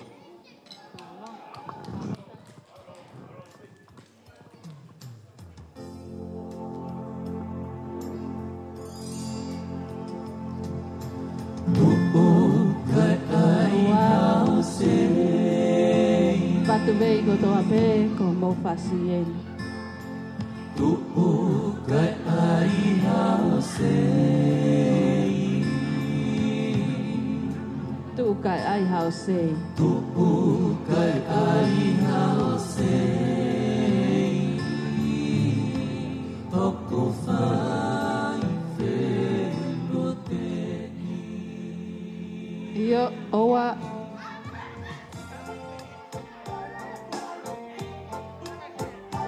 Koe whasi whakamea I te peni, ne?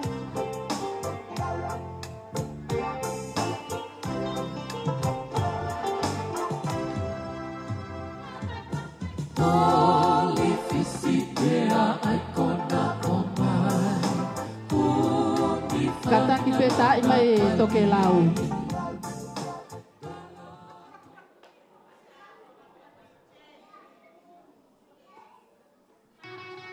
When Salenka.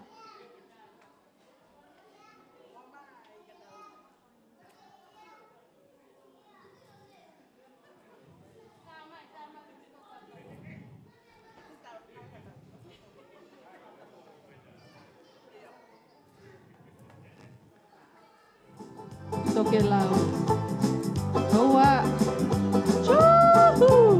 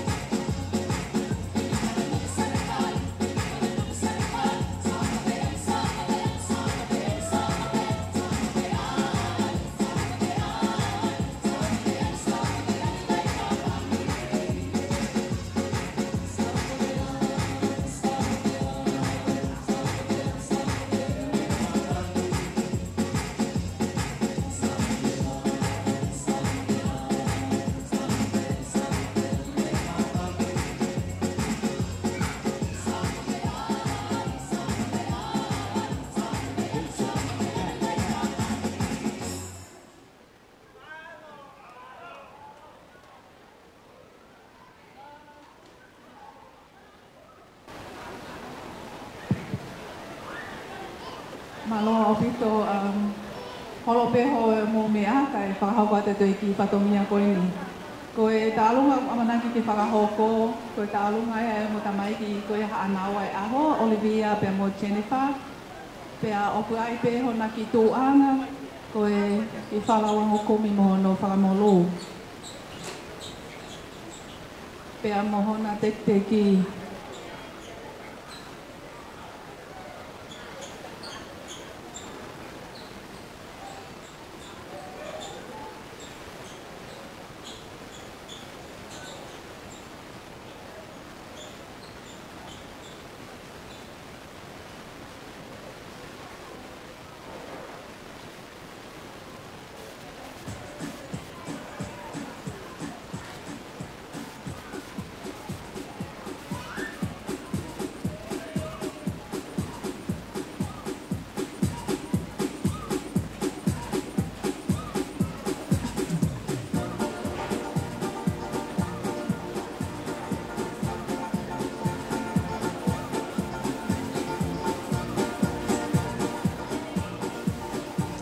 kone mau pe mo tamai ki pe ataki mai leva.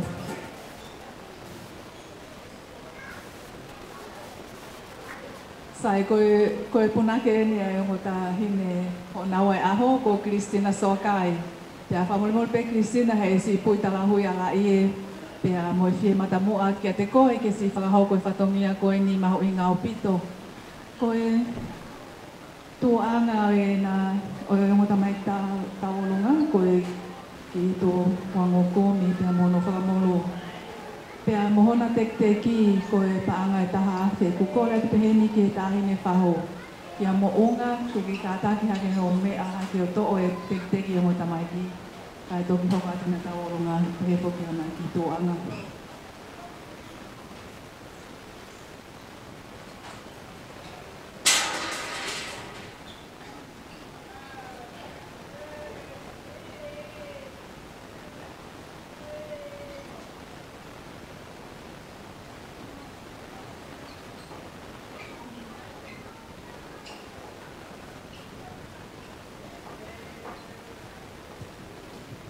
Whamaloa atu e o whakua tuku. Oku koe ki i tūanga Olivia mo Jennifer si whakalau noa mai ke te au. Oku iai ai mako puna he ai nekitanga e mautama. Ko kore whakamomoa koe ki tūanga koe nie whaki maa lute. Lute ko honga ia e mo oi. He tai o ke hena, o ke kai ke hen e mautamai, ka o ke hen i whaafonga i mautamai, ka ki tuanga kona, takai ato o hatu, ke whari kia ka hope i tō, maalo.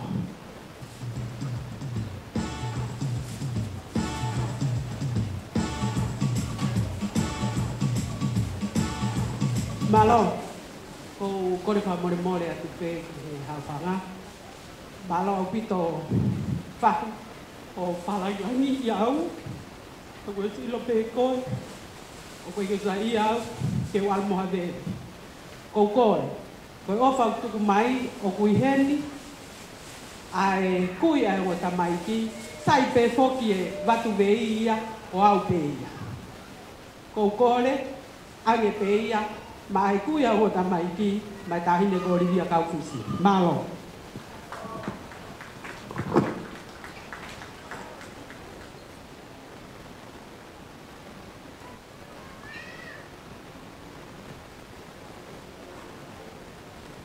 Ko la tu ke o tamai ki Jennifer and Olivia mo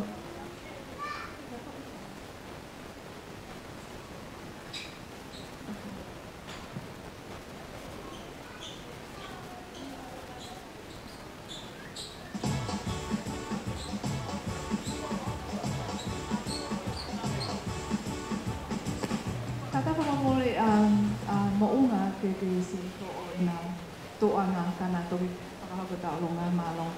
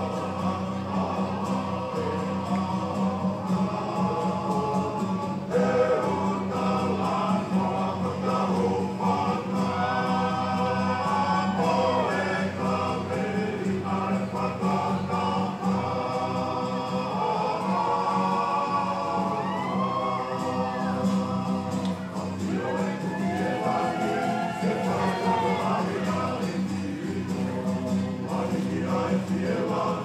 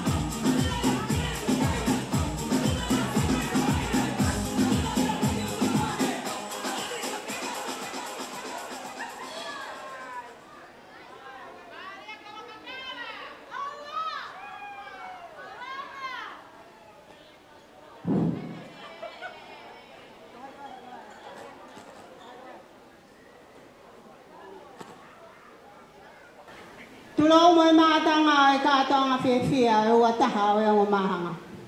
Pea taku na kouta na he panga e tahine ko maunga. Kau mai kau taula eki te he tahine ko Kristina Soakai. O ko I muani he hoa koe ni. O kai puri au te family Fai'aho. Karamel.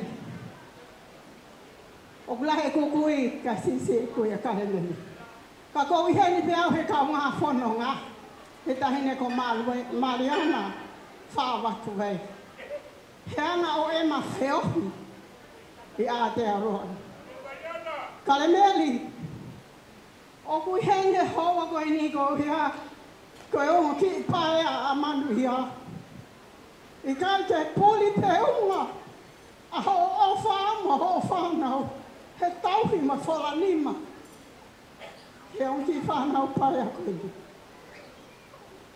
Koe ai oku kou nao, he pina koe ni he oku. Kai puria Mariana ia. Ai whora lima oku nelele mai moia. Ke whakamalo ia koe karameri. Moho whanau. Ai tauhi me he kōhiri. O au ki he neri ake e ne whanau i Amerika. Kai si whoke mai o hoko atu. Ka ke mālolo. Tutu e kakoha tutu e loto i sila. O kulele mai mai o ki pai a koe ni. Ka le meri na lawa peha hoi pāpuru ka mai. Koe o whaia mea manuia mo sāmiu. Ko hao ai. Ke o malu atu.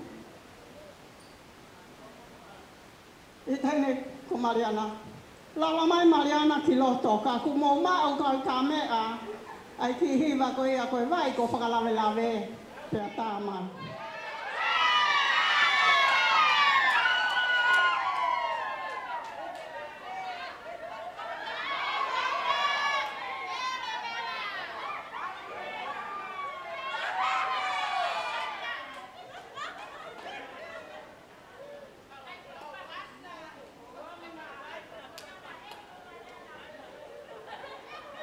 Koe ai. Koe kundi. Koe ke mō mao e vai ko whalawe tā mai peha.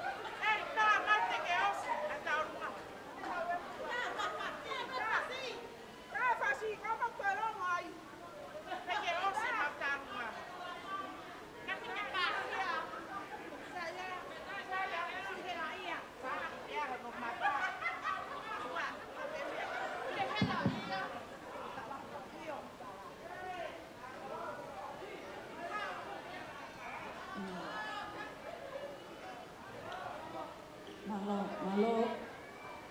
Tau hoka tu ki tau ola hoko pa mahalo lahi heni ki tahine ko Mariana Vatubei Kaloni.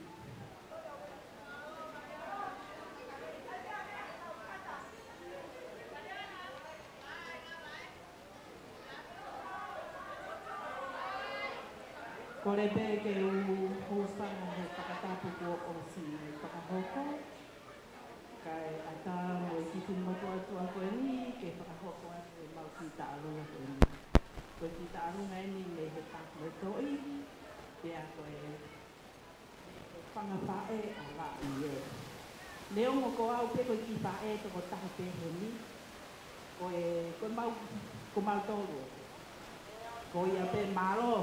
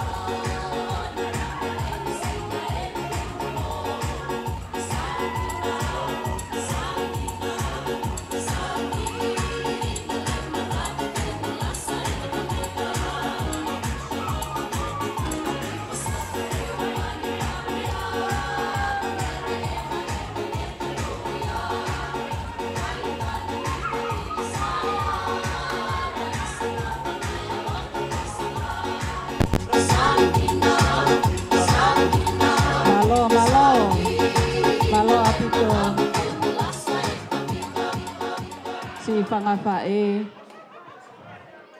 ala ie ai o whalahi whai he ahoni. Ka tau hoko moa ki he tau olunga no hoko.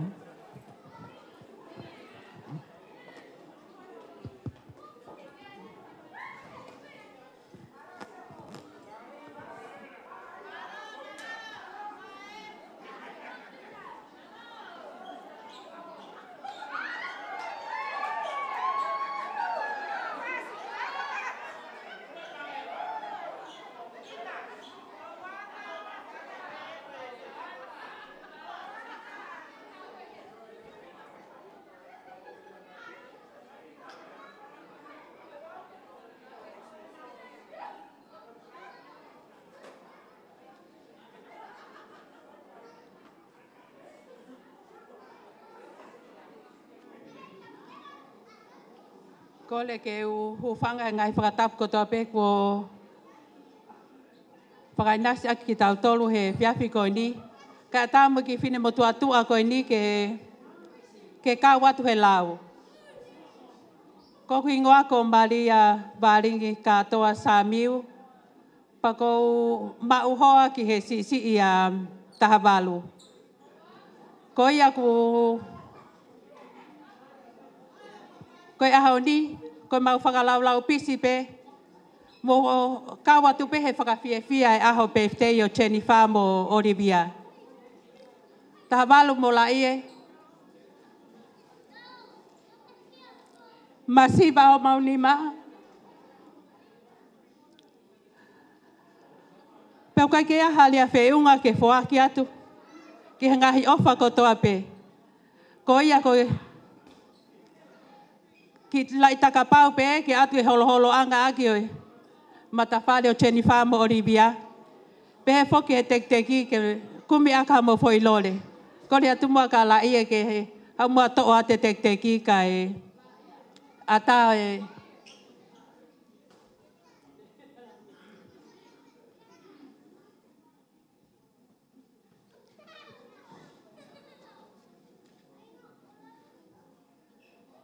malo au pita.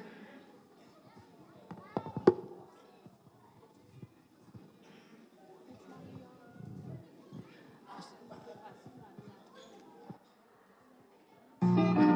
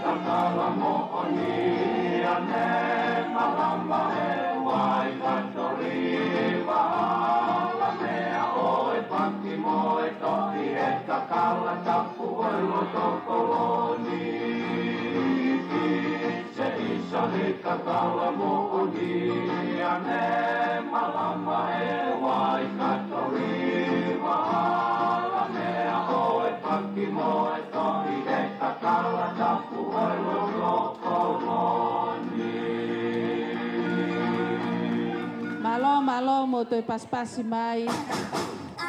Malo tahile Maria kautai o falani. Samiu Maria kautai Samiu.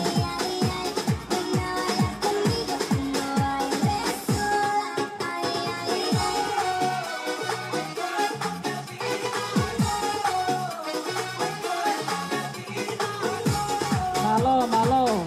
Api peta ini. Ke tau hoko atu peke, ke hoko ke tau lunga hoko. Tau lunga hoko, ko ini ya e whakahoko atu.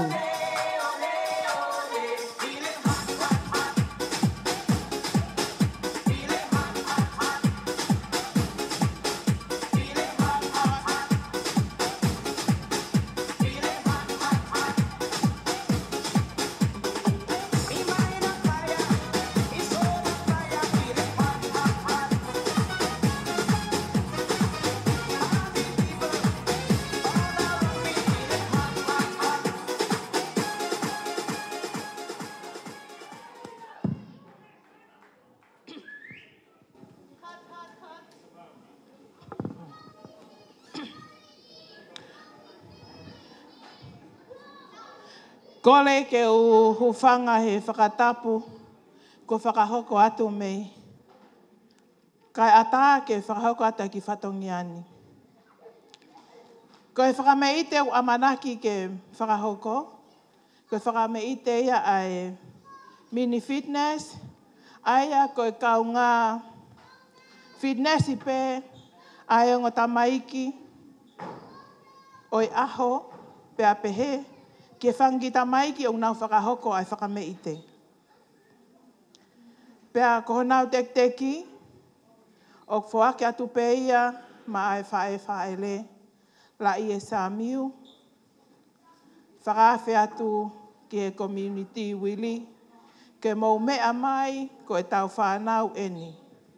Tua o whātu.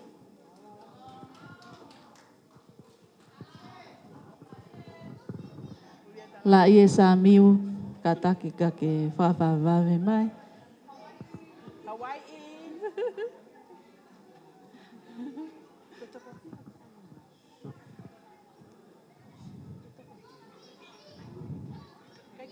Malie fitness group ia.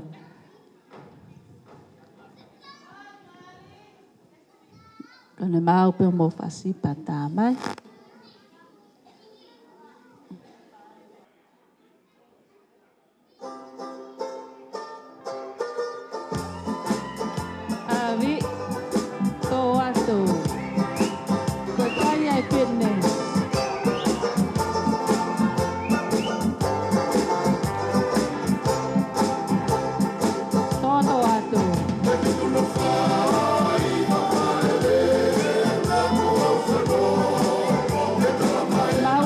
foke tau mōi lelei.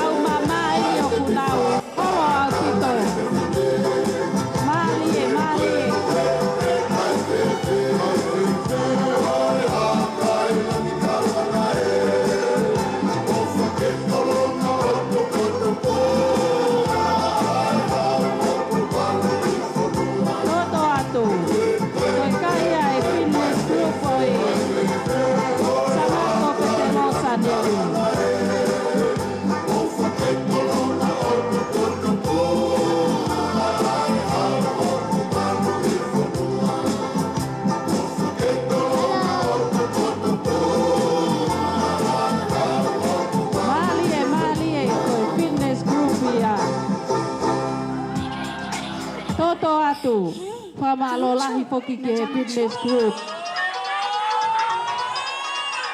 Oku ha pepe a ilonga ho mo fitness I siengai pa e yala I moe otu oku nau puholo au pito. Au ngau pito e lue ala ie oku holo hake.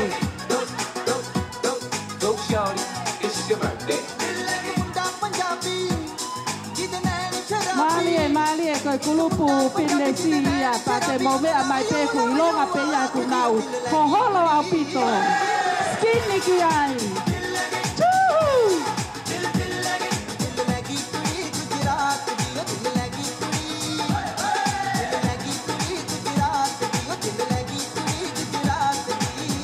koe pa nau ku nau si holo nau tolu ia ka koe si panga pa e o ku nau holo lelei pe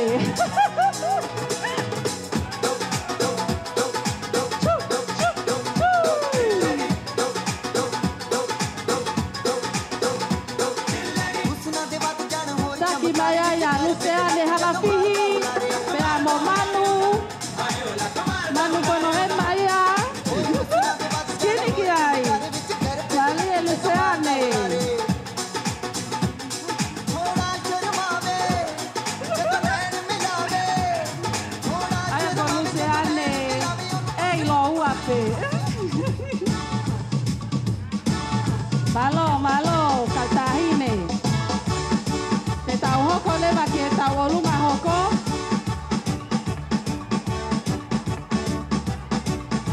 Oku api pe tau taimi.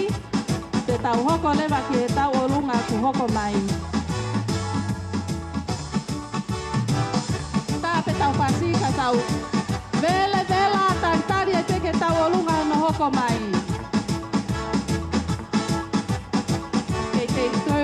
Teu mai e tahine tau olunga.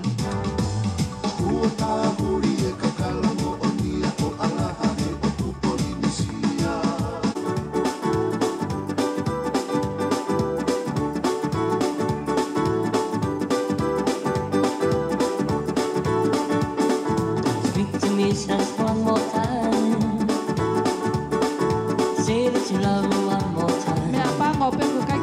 e hiva ke uhiva atua uia ma ki mo tolu. Say that you love me one more time. Oh baby, oh, oh, oh, I wanna hear you say I need you, I want you. Oh baby, oh, oh, oh, I wanna hear you say I need you, I want you. Say I love you, say I need you, say those words wanna say I love you. Oh baby, I love you. Want to shake, shake. Oh baby, I love you. Want to shake, shake. Oh baby, I love you. Want to shake, shake.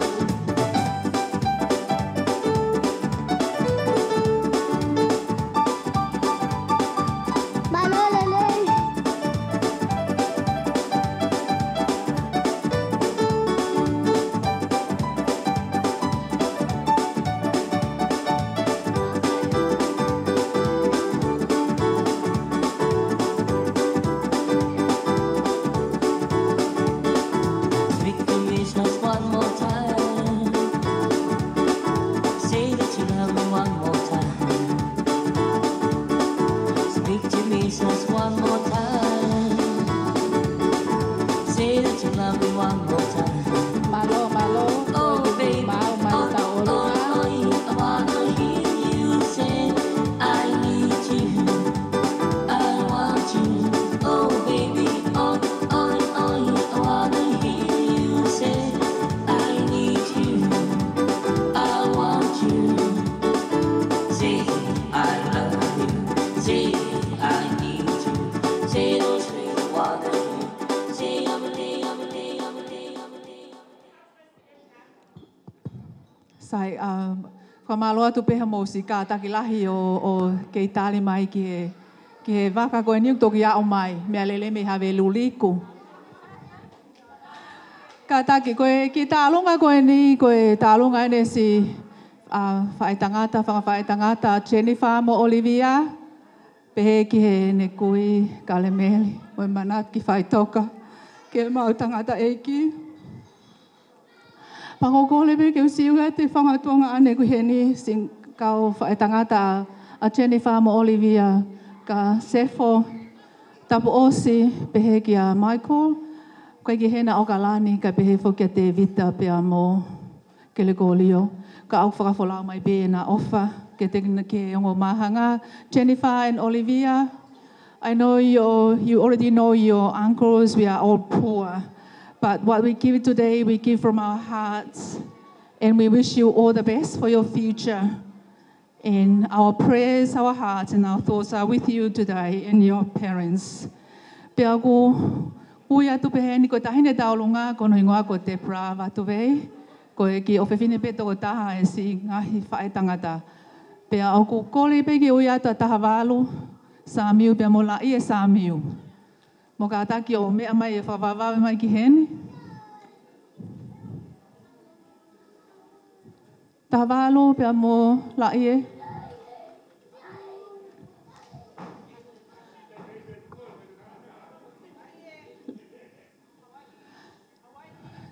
Koe ki mea ofa pēni e si whanga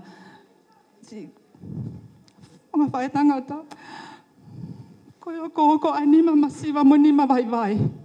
La i e pa mo tahawalo, kai ki ha mea ofa mai o ngō mahanga he ahoni. Koe ki tola pēna ua awhe ke o atu. Ke si toki komi hoko atu ake he ai tokoni ki he na ngahi whenga ako kotoa pē mo na ngahi whenga. Koe a pē tua ofa eke atu kaki mo tolon kotoa. Ofa lahi atu Jennifer and Olivia.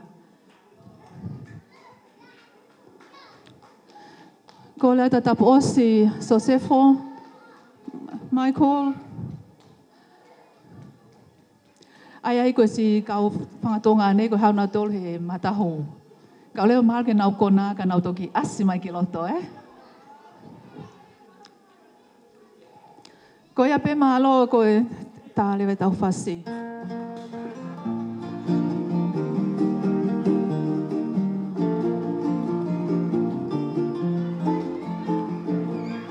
Ko ia la whale. O Kalani leka George Michael Leo katoa moto mo Mike Loto tulafale etuate pe foki ki a John Mark mo Mike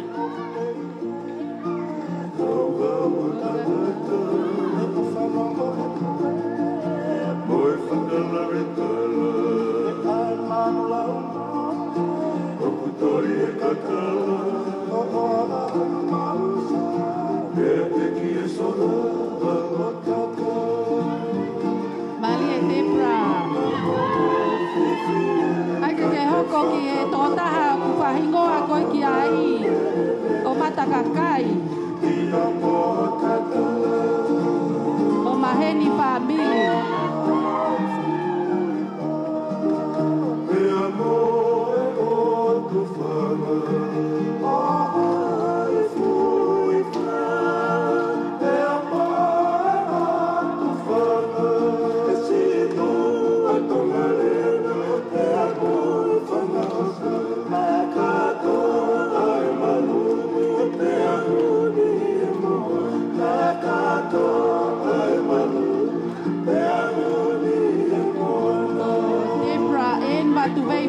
Whahingoa ki e mautokou a koe a ko Debra.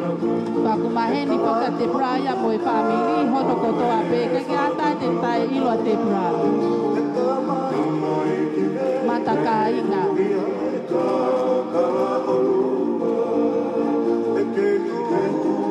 Tatau pe family ta mai mo e family e mau fae. Nau ilo kotoa pe ta hini ko Debra e.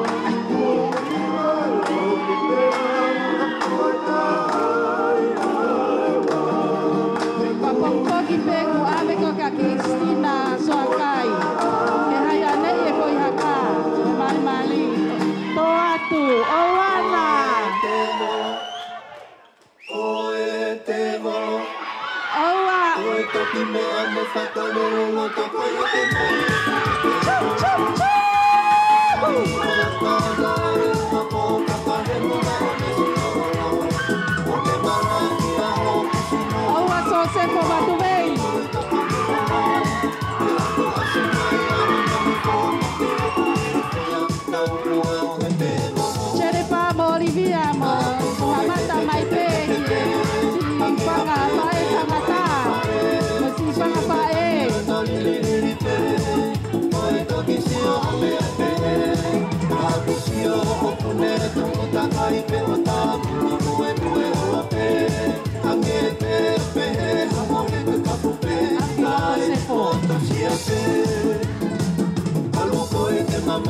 Yo mai pe como ki fa esa gata ko ni ko no pa me te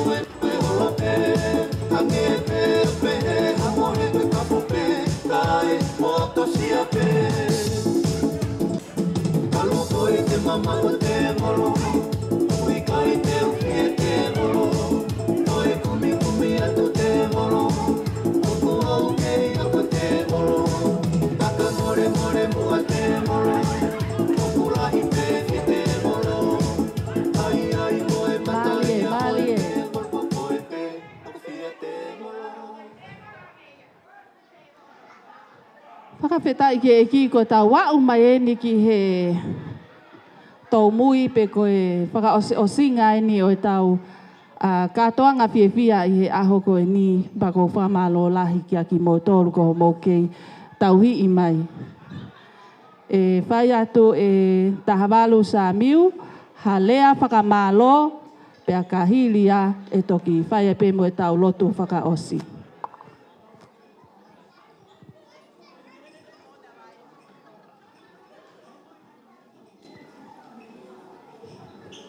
Ko kore ke u pamalmalo atai pehe katoanga fiefia e ako ni. Ware hoku ngutu ke u whamatala. O ku o atu heni e loto honga ia mo e whamalo maolunga. E ki maua ke ko mātua. Ko hinga koe tuku ho mou taimi. Ka mou lawa mai ko hinga koe maunga koe. Kei ke rau hingoa si e taimi. Katoa e ngahi mea ko whakamalo lahi atu. Whamalo ke tui o langi. Koe whakawhanga maria lele aha koeni. Ka lava ke si whakahako lele e whatongia koeni o Olivia ka te whoki kia Jennifer. Whapapalahi atu ke whahu. Tauhi e te losa nere. Mai kainga koeni. Pea moki mou tolu kotoa pe ki mou lava mai. Nā ia hataha ku tō i he whewh koeni, o ate whakamalo lahi ka ku mou tolu. Ko mou whie matawela, ka mou wahe o mou taimi, ka pehe ki koloa o ku mou mau. Ko hinga ko ngō kaunanga koeni. Whamalo lahi atu ke te ki mou tolu, whatawange tui o langi. Kene kei whai tāpe kine pēr ki mou tolu. Mo i whawhokinere ki mou tolu, ki mou taktaha. Ke harea whiunga ke atma ki mou tolu. O whalahi atu ki mou tolu, malo au pito.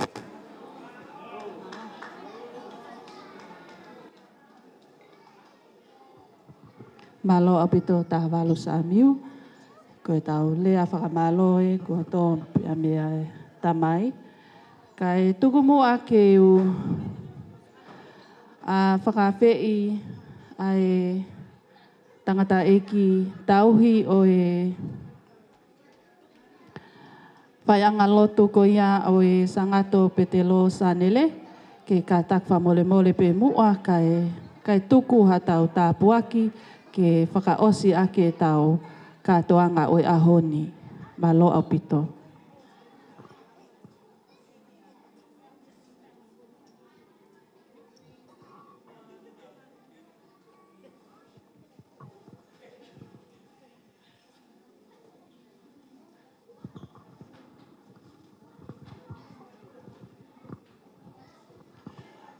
Kore pe ke u whamarmaru atu e talapakatapu ko siona hawhaki me e kamataanga o e polokalama, whakawhiewhia, o whakamāwhana, o e aha mahuenga ko tau hausia, ko e hausia e ongo kaunanga koeni, ano hona makamaire, o fu maono tao.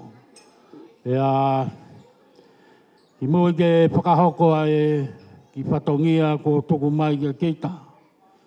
Ke whai halotu whakaosi, ko puke pēa whainga maari e koe ni, Ke u whapuponga i atu pe ai pure ngā ue, ka u mai kai ngā lotu komunio o sangato pe te lo sanele. Haki whakamaro, ka u maha talamonu, ki he ongo kaunanga koe ni, Jennifer Kaufusi Olivia. I kai harea e whiunga, ke toa mo hounga, ki e whakakoro alangi, ko hokosia, homo aho ka umai, homo loto whare o i whamiri. O ko mau fiefia ai, ia mau kau atu ai i e maalari, ia mo e aho mahu inga koe ni. Ko ia ko whakamaro atu i he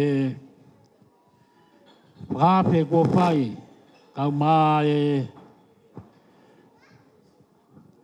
hounga ia, taki mau tolu ai komunio.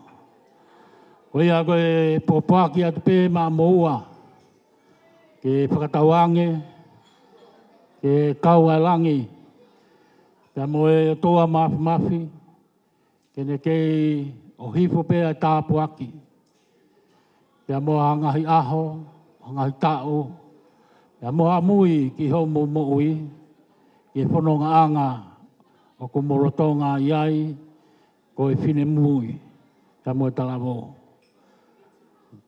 Iai ai o whalahi atu, aki moua. Whalahi atu ke hongo mātua, ke hongo whamiri hono kotoa. Ko ia ke whaereo ha tau rotu, tau whaosi aki ia, ai poro kalama, o tau wausia he fiafu koeni. Ke tau rotu e whatamai, mo alo, mo lau maari e maani oni.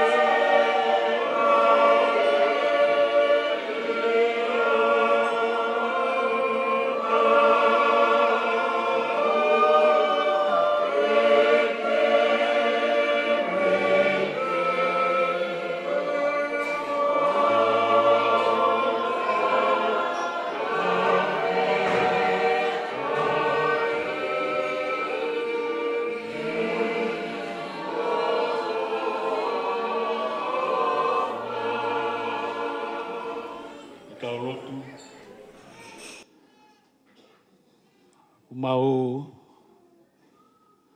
kau kataha pe moe sāme na e kamata aki ai katoanga o e aho koeni.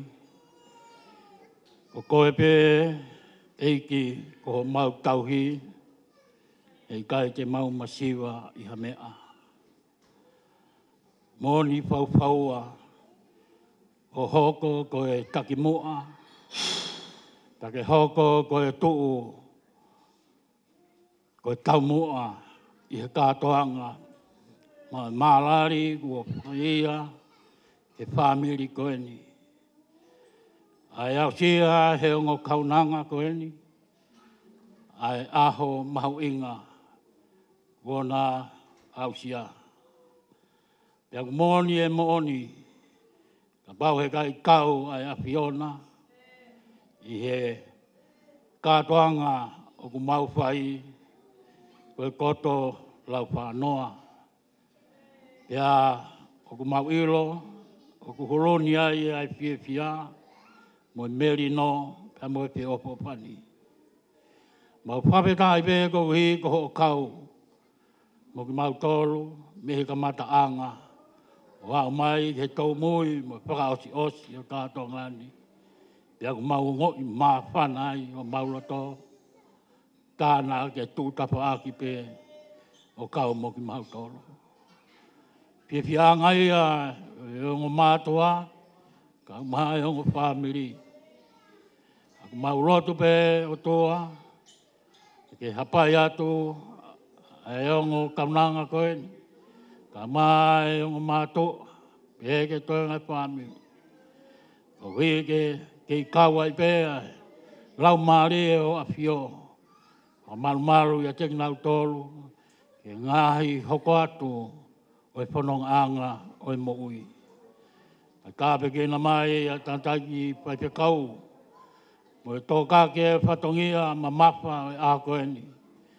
O no lotoa mo hupia e ongo kau na ngani. A koe aku mau whakaosi aki pe e mau lotoni, a e mau whakaapa-apa, a mo e mau toko ai koloria, mo langi, ke kei whakafoki atu pe ki ho awhio, ke kei o pe ia, tae ngata, pia tae ngata. Mau kore o toa kai a mau mātuku, a we hāmoa ki mau tolu, ki ho mau ngai api, o mau ngai whamiri. Hau ki mau tolu, ki mau nasi, tāpua ko ia, ki mau te au sia a hapongpongina. Saione ka umaha hono ngai tāpua ki. Pau kore ia, ki kei omi, ke mau ke inasi ai pe i o tāpua ki. Ku mau kore katoa ngai tāpua ki ni. Ie huafa pe ho alo, ko Jesu Kristo, ka ko mau whakamo ui. Amen. Huafa tamai, alo, malau maari e maani oni. Amen. Malo apito. Tangata e ki tauhi o e whalau maali o e pot ngowe ko ia o e sangato petelo sanile. Ko e lawa ia e tau Katoanga'i ki he ahoni, pia ko whakamalo lahi atu ka ting mautolo no ko toa pe. I he kei tauhi i mai e tau Katoanga'i.